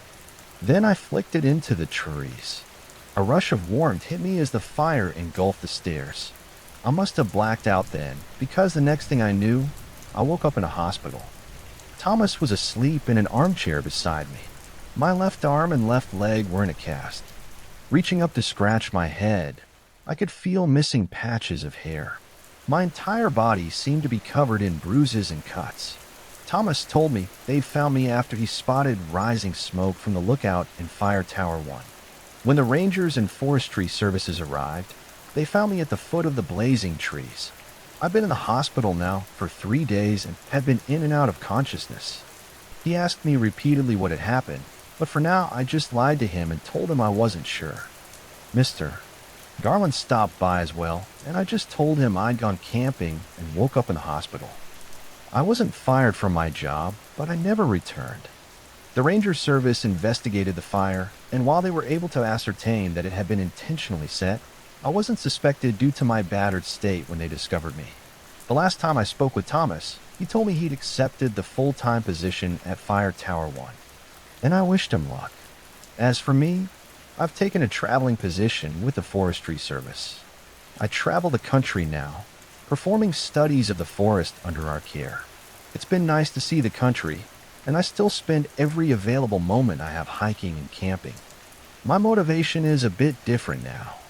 Every time I travel to a new town, I always ask the people there if there are any local legends about whistling in the woods. And I'm always looking for staircases and places they shouldn't be. I'll never forget what I saw in that purple hellscape. What haunts me the most is remembering those hundreds of holes that I knew must lead to hundreds of different staircases. I always listen now to whistling in the woods, and I always carry an extra can of gas. I'm a peeping Tom. I've been peeping for years.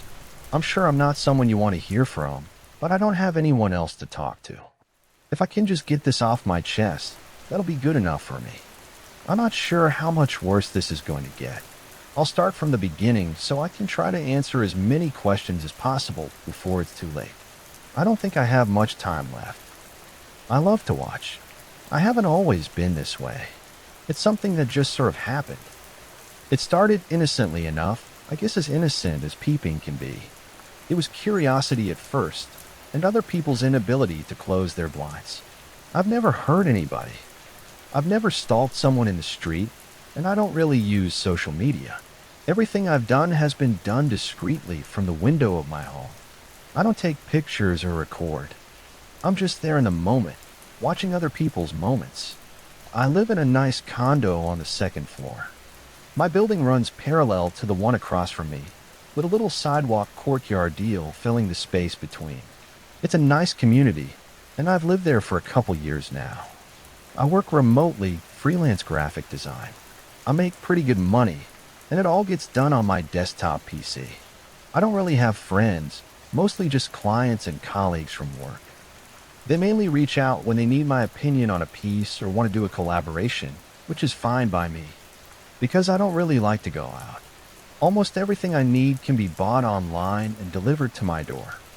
Before this started, I was totally content with my boring, introverted life. I never bothered anyone, and nobody bothered me. Plain and simple. That was until the Jeffersons moved across the courtyard. Their name isn't really the Jeffersons, obviously. That's what I'll call them for simplicity's sake. The Jeffersons were your average young American family, hardworking husband and wife with a little girl. I'll call them Harry and Rebecca and the little girl, Julie.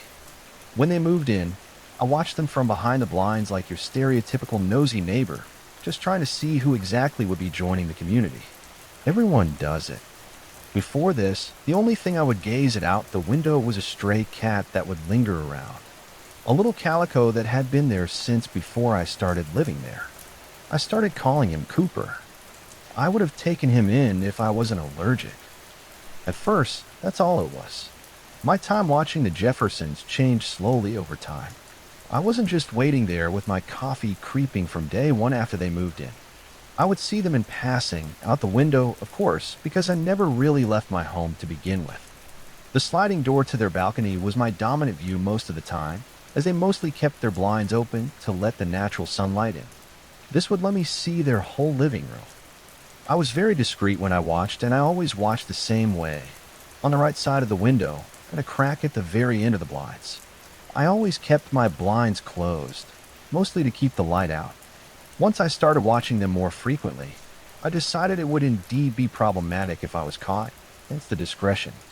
Harry was tall and handsome, dirty, blonde, and fairly muscular. He worked construction or something like it. A regular 9 to 5 kind of guy. His routine was mostly the same. Go to work, come home and shower, help his wife with dinner and dishes, then spend time with the family until it is time for bed. Rebecca worked from home. Some kind of online perfume trade, I think. She was a natural blonde like her husband and very fit. This, I imagine, came from the several at-home workout regimens she followed. I didn't watch for perversion. I watched because of admiration. I imagine I wasn't the only one watching her occasionally, but still probably the one watching the most. Julie would spend her days playing with toys and watching cartoons.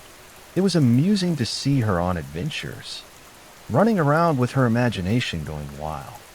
Sometimes when they came home from running errands in town, Julie would see Cooper trotting from the bushes, meowing as he went. She'd stop and scratch him behind the ears before her parents called her into the house. Part of me wished they'd just adopt him. The three of them settled in nicely, like a little puzzle piece that was missing in the community. Over time, I grew fond of this family, and what started as a glance or two turned into checking daily, outside my private routine of online design and clients. The Jeffersons provided a great distraction from the monotony. They seemed so alive to me. I was captivated by their existence.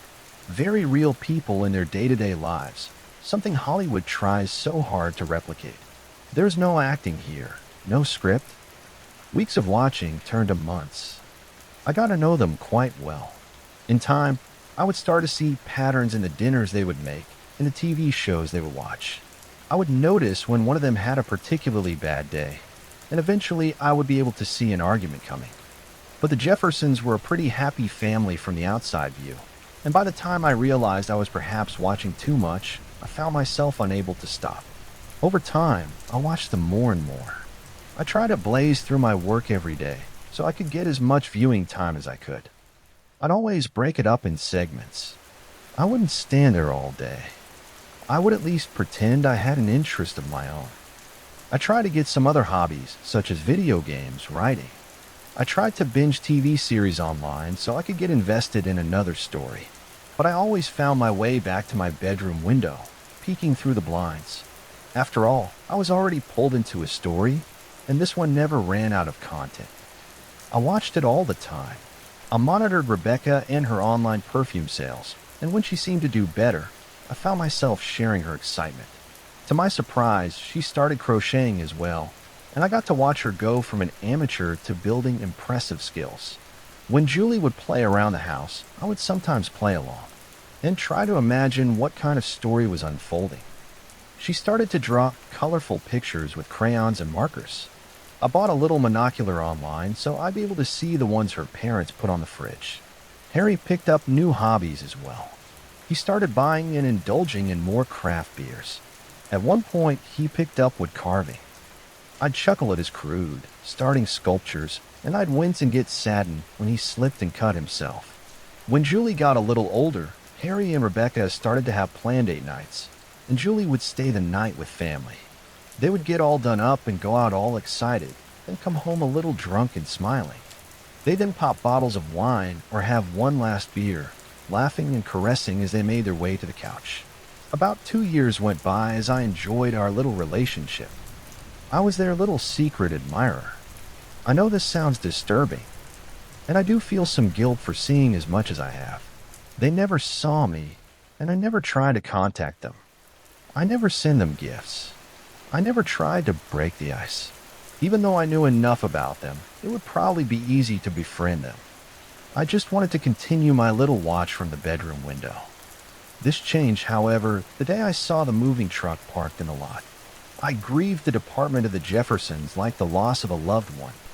They packed quickly, and before I had time to come to terms with them leaving, they were gone, as if they were never there. All I had were the memories of the Jeffersons, and it pained me deeply when I looked through the slider, and their presence was gone, the walls bare. As a maintenance crew came in and painted and cleaned the carpets, wiping their imprint from the place, I found myself drinking, lost in a slump in the shadows of my own home. They were gone. Therefore, my only hobby was gone, and I realized how truly alone I was. Things were dark for a time, and for a few weeks the condo across the courtyard was empty. When I wasn't slugging through work, I was laying in bed, wasting the days away without drive or energy. I felt like a piece was missing, and I couldn't figure out how to fill the void. One day, another moving truck showed up, accompanied by what looked like a very expensive moving crew. For the first time in a while, I was back at the corner of my window, and I wondered if another tenant was moving out. The man in matching uniforms began unloading lots of exquisite furniture, much unlike what you would normally see around here. They carried it methodically to the empty condo where the Jeffersons lived and positioned the furnishings accordingly. Even brought in decorators to make sure everything was positioned just right. It was a professional moving job, and as I looked from my window, I wondered if maybe a movie star had rented the place out. They unloaded and set up in a matter of hours. Once the dishes were placed in the cabinets and the last painting was hung, they slammed the shutter on the loading truck and sped off into the night. It was very strange. I looked into the newly furnished dark condo with my monocular, trying to check out the stuff they had set up. I'd never seen anything quite like it. Grand leather couch and armchairs, ancient grandfather clock, paintings that must have been worth thousands. All set up and perfectly level, truly immaculate. I was so focused, looking over the possessions with my little monocular, I jumped when someone turned the lights on. I pulled the monocular down and looked to see someone standing in a condo, almost like a statue. A young man stood by the light switch, looking around the room slowly at all of his possessions, with the slightest grimace of disgust. He was wearing all black, his skin pale, his eyes sunken. He moped around the condo, painfully slow, head cocked, looking at each furnishing one at a time, his face mostly void of emotion. He tucked his hands in his pockets and did this through every room. I watched with great interest, almost stunned to see a tenant so suddenly. I couldn't deny the excitement I felt, but something was off about the guy, something that made me uncomfortable. I couldn't explain it. The incredibly odd fellow took 20 minutes to finish his rounds, and I watched in awe throughout the whole ordeal. When he finished, he stood in the living room once more, a quivering lip drooping into a frown. He was awkward and strange, but I still stood there staring. I felt so starved since the Jeffersons had left. I felt like I couldn't help myself in silence. I watched him from across the courtyard. With what looked like shaking hands, he got his phone out of his pocket and dialed, holding the phone to his ear. Whenever his call connected, he looked like he was mumbling at first. Small words spoken slowly. He started shaking his head frantically, blinking his eyes like he was trying to wake from a dream. Then, without warning, he was holding the phone in front of his mouth and screaming into it. Just raw anger, shouting into the mouthpiece of the phone, spit flying all over the screen. I could read his lips so clearly. It was like I could hear him shouting in my head over and over again. He yelled at the person on the other end of the line. "I hate you. I hate you. I hate you." And then suddenly, he looked at his cell with pure rage and threw it into the television, sending it crashing through the flat screen. It had to be at least 70 inches, and now it was destroyed. I jumped again and decided I'd watched enough for now. I didn't want him to see me, especially after an outburst like that. I left him to it and returned to work, hoping to get through a big project I was dragging my feet on. A local car dealership in town was going under, with new management already looking to take over once they threw in the towel. They wanted a design for the old lot spinning billboard, something sleek and new to scrub out the mom-and-pop look it had before it. There was talk of me doing the layout of their business cards as well if I delivered. All the more reason to climb out of my slump and get back to the grindstone. It'd be nice to focus on something constructive. I sat at my computer and pushed the new neighbor from my mind, plugging away into the night. I worked into the late hours, my mouse and keyboard clicking away as I found the right color scheme and layout on the billboard job. Time had been a blur. I had stopped eventually to brew a pot of coffee, getting up only to refill my mug. I checked the time at the bottom corner of my screen, 2:2:33 a.m. My progress had been pretty good, so I decided to call it a night. I stretched and headed to my bedroom, sprawling out as soon as I was off my feet. I looked up at the ceiling in the dark, feeling the caress of sleep already luring me. My eyes grew heavy, but before I closed them, I found them drifting to the blinds. I could just take a peek. What would it hurt? He probably wasn't even awake. There was no harm in checking after all. I sat up with a little excitement and creeped to the window and stood in the position I had done hundreds of times before. I cracked the blinds ever so slightly and leaned in. As soon as I looked at the condo across the street, goosebumps crawled across my skin. The new tenant was sitting on the couch with the lights off, illuminated only by the glow of his broken TV. The flat screen was a distorted mesh of colors, cracked black and white, with rainbow streaks from his tantrum earlier. He just sat there in silence, arms at his sides as he blankly stared. The cell phone was still lodged in the screen.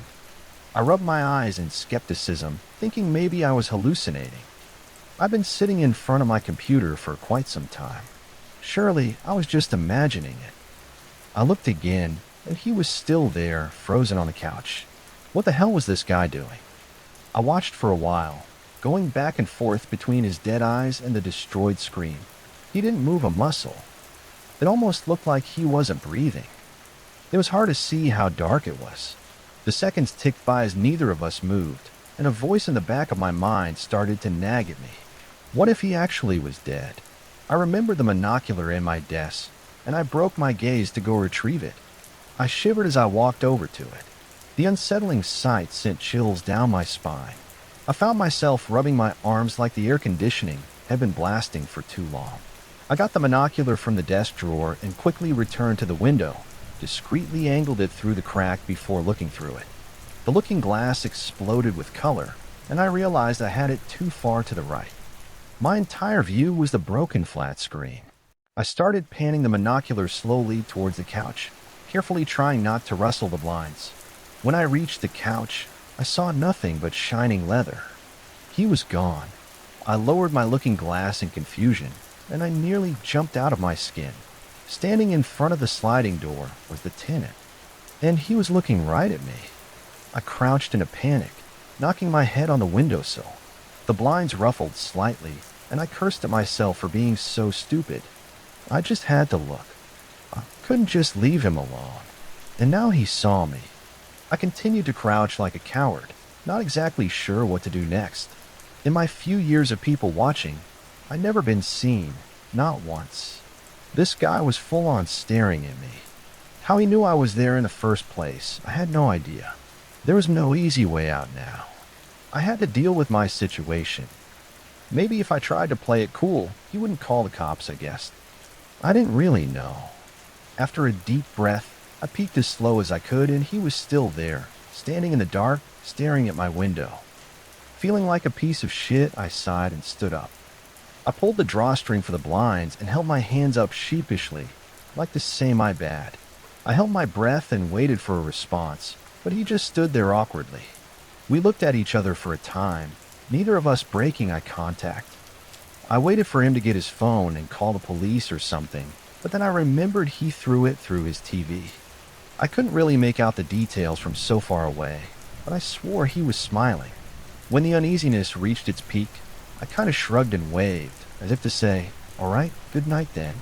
Then I slowly grabbed the drawstring and let the blinds fall. I felt embarrassed, but I didn't know what else to do. I backed away from the window and scurried to the front door, making sure it was locked. It was. My living room is pretty bare, with a very basic couch and TV setup. The blinds to my balcony are always closed. I don't smoke, so I've never really had a reason to go out on it. With my lights off and door locked, I stood behind the blinds, wondering if he was still watching. I mulled it over for a while deciding to look, and I held a breath before peeking. His living room was empty, and I breathed a sigh of relief. I wiped sweat from my brow, a bit surprised how worked up I'd gotten. It was probably just an awkward misunderstanding. Feeling exhausted over the whole thing, I returned to my bedroom and collapsed on my bed. I laid there for a while, tossing and turning restlessly in the dark. The silhouette of the man was still in my head, and I found myself picturing him every time I closed my eyes. Every time I get close to drifting off, I thought of him. Eventually, I rolled over and grabbed my phone and started scrolling online for something to give me some peace of mind. I found a set of decently priced blackout curtains and purchased them, deciding I was tired of blinds and tired of peeping altogether. I even paid a hefty amount to expedite the shipping. The site said they'd arrive the next day, and I sincerely hoped that they would. The next morning, I awoke disheveled. Throughout the night, I had recurring nightmares of the man across the street. Just him and that damn broken TV with a distorted screen. I kept seeing his shadow in the corner, only to wake up to an empty room. I felt ridiculous. After years of watching people, one person watches me, and I can't sleep all night. The irony was not lost on me. The vulnerability changed me. I almost cowered around the windows, and when it came time to sit down for work, I found myself looking over my shoulder. There was no one there, of course. I was just psyching myself out. In time, I started to focus on work, and I wrapped up the design of the dealership. After sending a preview to the client, I ended up scrolling online again, this time browsing for household self-defense. I didn't own a gun or anything for home protection, really. Not even a bat. It felt stupid, but I couldn't help myself. I still felt pretty rattled. I added one of those long flashlight baton things and a taser to the cart and expedited the shipping once again. It'd be better than nothing. Later that night, I got a knock at the door. I was on the couch playing on my phone when it happened. I got up and tiptoed to the door, almost not wanting to check. Looking through the peephole, I saw the delivery driver impatiently waiting for me to sign. I was still on edge, and the sight of him was a relief. I opened the door and signed for the package. The box was big and heavy, and I set it on the kitchen table. I opened it quickly and saw it was my blackout curtains. I guess this time the extra money was worth it. A little excited, I opened them up and carried them to my bedroom. They were thick black canvas, designed to black out direct sunlight. Hopefully they black out everything along with it. I got a drill from the closet and started taking the old blinds down, drawing the screws out one at a time. It wasn't until I was pulling them down I realized he was watching me. I couldn't help but jump. I dropped the blinds in a fumbling mess at the sight of him, a grin visible on his face this time. He was standing in the living room in front of the slider with the lights on, like he was waiting. How long had he been there? In the background, the flat screen still had the glitched spider web from his cell phone. I gave an awkward wave and tried to go about my business, but I couldn't help but notice he was holding something. Something white and rectangular. When he was sure he had my attention, he showed it to me, holding it in front of him so I could see it. It was a large poster board, a simple message drawn with big red letters. "I saw you watching me." I put my hands up and waved them, shaking my head as if to say this was just a misunderstanding. He shook his head slowly, like I was wrong. I made some more hand gestures to try and convince him, but he started turning the poster board over, which made me stop. There was more writing on the other side. I like to watch, too. I felt the knots in my stomach, and I got a chill. He was nodding slowly now, a big smile on his face. Panic started to wash over me, and I put up the blackout curtains with shaking hands. He saw me struggle and started to laugh, grabbing a marker while I tried to do my rushed install.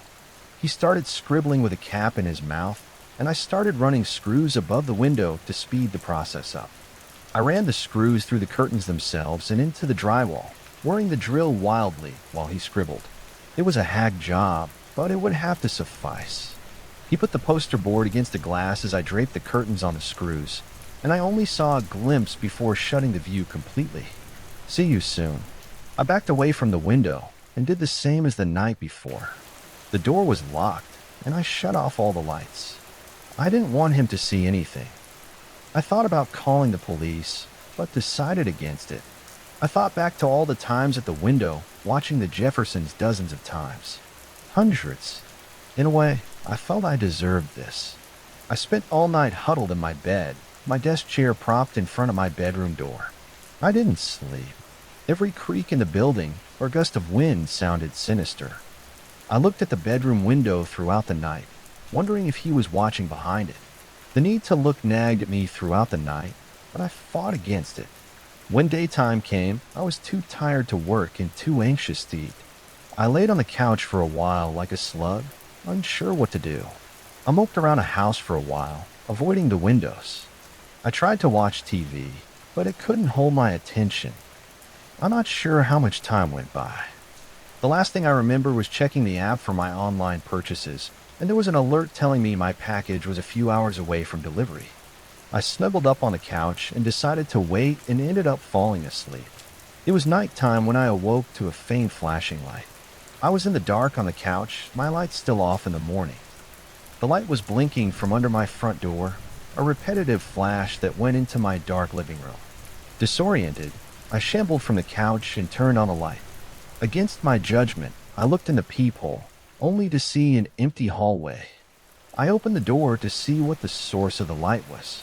There was a small black trash bag on my doorstep, shining light shooting from a small hole where it was tied off. I stared at it for a while, the light just blinking over and over again. I looked down the hallway. There was no one there. I picked up the bag. Whatever was in there was strangely shaped and stiff. There was no way to tell what it was by feeling it. I had to open it. I wish to God I didn't. I brought it to the kitchen table and opened it with a knife. As soon as I punctured the plastic, a foul smell filled my apartment, and the knife came back sticky and red. I didn't want to open it. My hands just did it, and the more I pulled apart the bag, the worse it got. The overhead light illuminated the contents clearly. I collapsed next to the table and began to cry.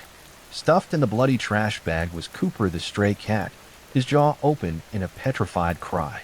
There was a baton in his mouth, the lens strobing endlessly. The packaging receipt was stuffed in the bag too. A crude note scribbled in all caps. It read, "Why won't you let me watch? I don't know what to do now." I left Cooper in the sink, and I'm cowering in my room. I want to call the police, but I just can't. Part of me thinks this is just punishment for all that I've done, the privacy of others I've violated over the years. Maybe I do deserve whatever comes next. I thought I heard something on the balcony earlier. I wanted to look, but I was too scared. I ended up just staying in my room, and when things got quiet, I wrote this. It was a strange sound now that I think about it. There was some shuffling, but it had to be the wind or something. I live on the second floor. There's no way. There was a loud snapping noise too, like a crackling over and over again. Very weird. It's been a couple hours. The sun's starting to come up. I'm gonna post this and get dressed. I decided I'll come clean and go to the police. I'll tell them about the Jeffersons. The guy across the courtyard, Cooper, everything. I hope they can help me. The only thing that's bothering me is I haven't used my balcony in a long time. I can't remember the last time. I hope it's still locked. Cooper 911, what's your emergency? Hello? I'm being stalked. I need help. Being stalked? By whom? My neighbor. You're being stalked by your neighbor? Yes, I'm not safe. He's gonna get me. Okay, sir. Where are you now? I'll send a unit right away. No, you don't understand. I'm on my way to the police station right now. He killed Cooper. He killed who, sir? He killed Cooper. The cat. He killed the cat. He killed your cat? No, he's not my cat. He's just a cat. He's a stray. I'm bringing him with. You have to help me. Sir, how far away from the station are you? Where are you now? Oh, no. Sir? Oh my God. He's in my car. Sir, pull over. You need to. There was a panic scream, followed by an electric cracking over the phone. Muffled thumps and interference are all that can be heard from the caller's end, with a faint sound of squealing tires. Sir. The line goes dead. That was a transcript of a dispatch call to the sheriff's department. This was a couple weeks ago, and the man who called never made it to the station. I was not dispatched to this call, nor did I have any knowledge of it at the time. This is the only place I can tell this story, you guys being my only possible audience. I have to tell somebody. There will be specifics I will have to leave out, but I will tell you everything that I can. Maybe those who are looking can get some closure. It's the best I can do. I'm a police officer. I've only been in the force for 2 years. My dad was a cop in the big city, just like his father before him. He always said he wanted me to follow in his footsteps, but was ultimately shocked when I joined the department in the next town over. The city was too congested and noisy for me, and I wanted to try and make my own way without working under his shadow. There's something wrong in our town. It started 2 months ago, like a dark cloud that had hovered over our town and never left. The start of my career has been quiet, if I'm being honest. The extent of my police work consisted of traffic violations and petty theft, a wellness check every once in a while, or a call for domestic disturbance. It almost seemed a little easy, like maybe I should have joined the academy in the big city instead of this sleeping town. It all seemed to start when they found that girl under the bridge, the first murder in our town in a long time. I drive over that bridge every night to go home, and it serves as an odd reminder of how peaceful things used to be. Ever since then, things have been chaotic. There's always tension at the station. There's always calls to be answered. Some people go missing. Others call in to report strange sightings.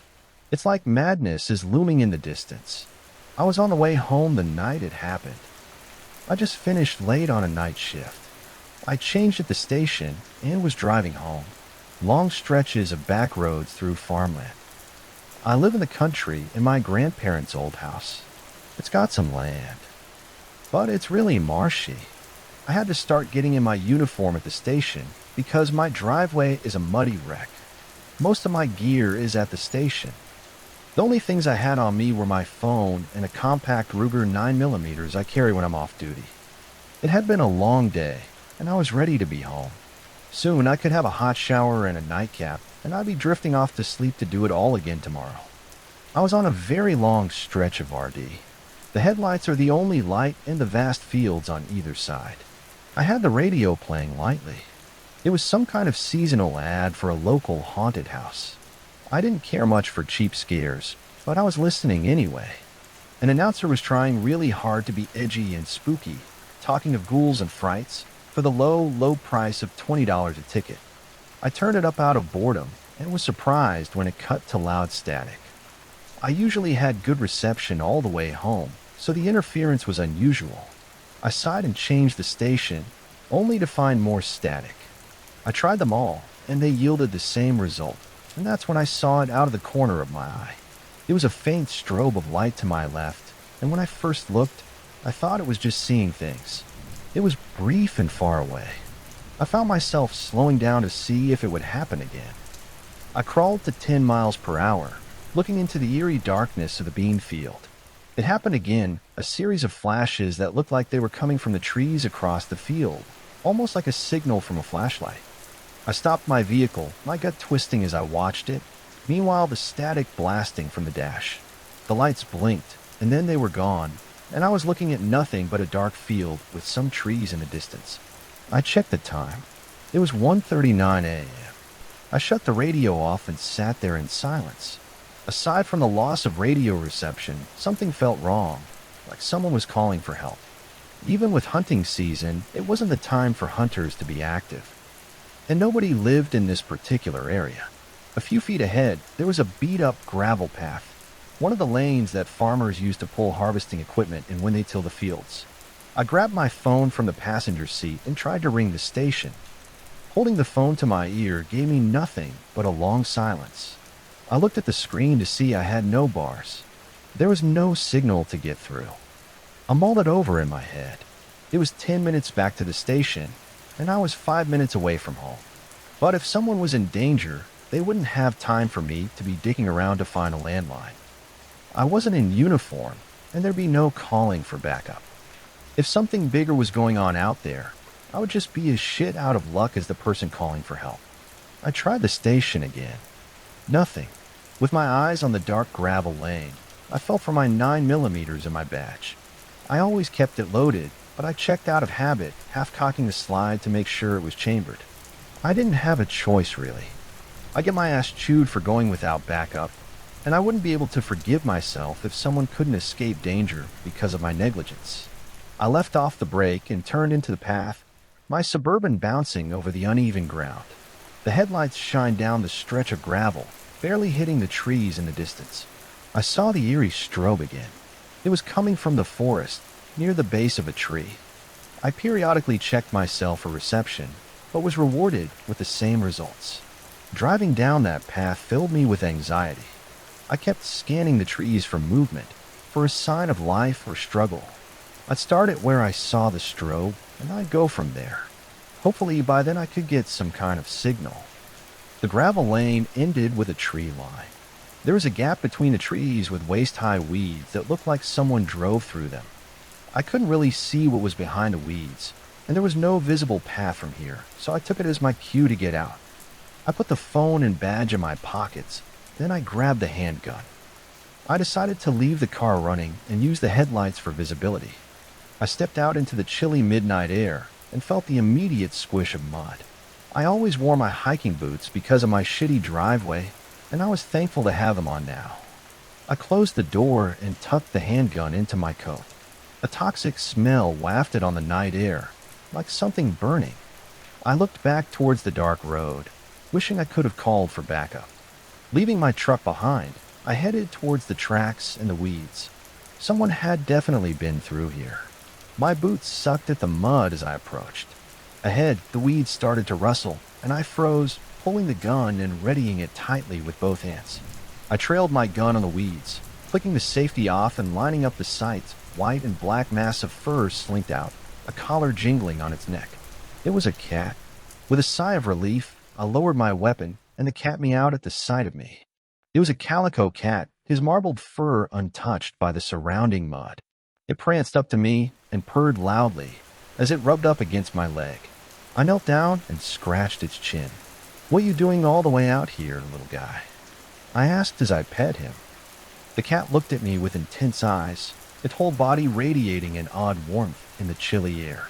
After seconds of scratching and purring, I heard a loud popping in the distance, like a firecracker going off.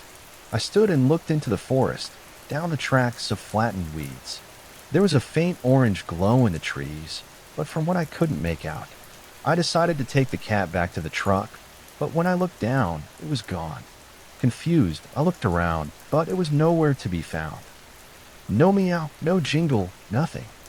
Suddenly, being alone again gave me goosebumps, and I gripped the gun tighter as I scoped out my surroundings. Having no choice but to leave the mysterious cat behind, I headed into the forest to find the source of the noise. Once I started down the trail, the mud lessened with the foliage of the forest floor. The further I walked, the stronger the stench became, and a faint burning started hitting my eyes. Smoke. I couldn't really see it in the dark, and the headlights weren't helping as much as I'd hoped. I was embarrassed at my lack of preparation, but it was better than shrugging my shoulders and driving home. I followed the smoke, scanning the woods for any signs of movement. The glow ahead was slowly getting brighter, and I started walking faster. My adrenaline was rising, the gun held tight in front of me. Something was definitely burning. The smell was strong, and the smoke was getting thicker. It was like smog with hints of charred meat, like a cookout in the middle of a refinery. I chanced to look at my phone. No bars. I don't know why I expected anything different. I started running. The glow got brighter and brighter until I could see it radiating. There were trees and Brahma. Symbols blocking the view, but I pushed on. I needed to get there. Too much time has been wasted already. I ran through the weeds, blinking at the sting of smoke. My boots snapped twigs and kicked up leaves as I went. I could hear the fire now, the crackling and sizzling of something burning hot, and I could finally see the source. In the center of the clearing, a mini SUV sat like a ball of fire. Wicked tongues of flame licked from all sides, billowing black smoke trying to reach the sky through the crowded treetops. The twisted figure of what was once a person sat in the driver's seat, their contorted hands frozen in perpetual burning agony. Something brushed my leg and tore my gaze from the wreckage. The cat sat next to me. Its eyes locked ahead with a reflection of the roaring blaze in its eyes. It looked up at me for a moment, and then it turned to look at something off to the side of the fire. I followed his gaze. A man sat watching the fire. He was about 15 feet away, sitting with his chin resting on his knees. He stared intently into the flames, his hands messing with something in front of him. His face was emotionless, and he sat like he was enjoying a campfire on a cool summer night. I felt a panic rise within me, and I forced it away. I ran into the clearing, badge held up with my gun trained on him. Police. Hands where I can see him. I shouted. For a moment, he ignored me. He just kept looking at the fire. What you doing here? I just wanted to watch, he said quietly, his hands gripping the object in front of him. It looked like a taser. I said, get your hands in the air now. I yelled again, and this time he looked at me, his blank face slowly turning to anger. He started getting up. The taser held at his side. Did you come to watch too? He said, taking a step closer. Take another step and I will shoot. I'm warning you. I shouted. There was a sizzling in the wreckage, one that was starting to slowly get louder. We both looked over, and right before our eyes, the hood of the SUV exploded. The sound rattled my ears, and I shielded myself from the debris as the wave of hot air threw bits of glass and metal. I looked up just in time to see the man rush towards me.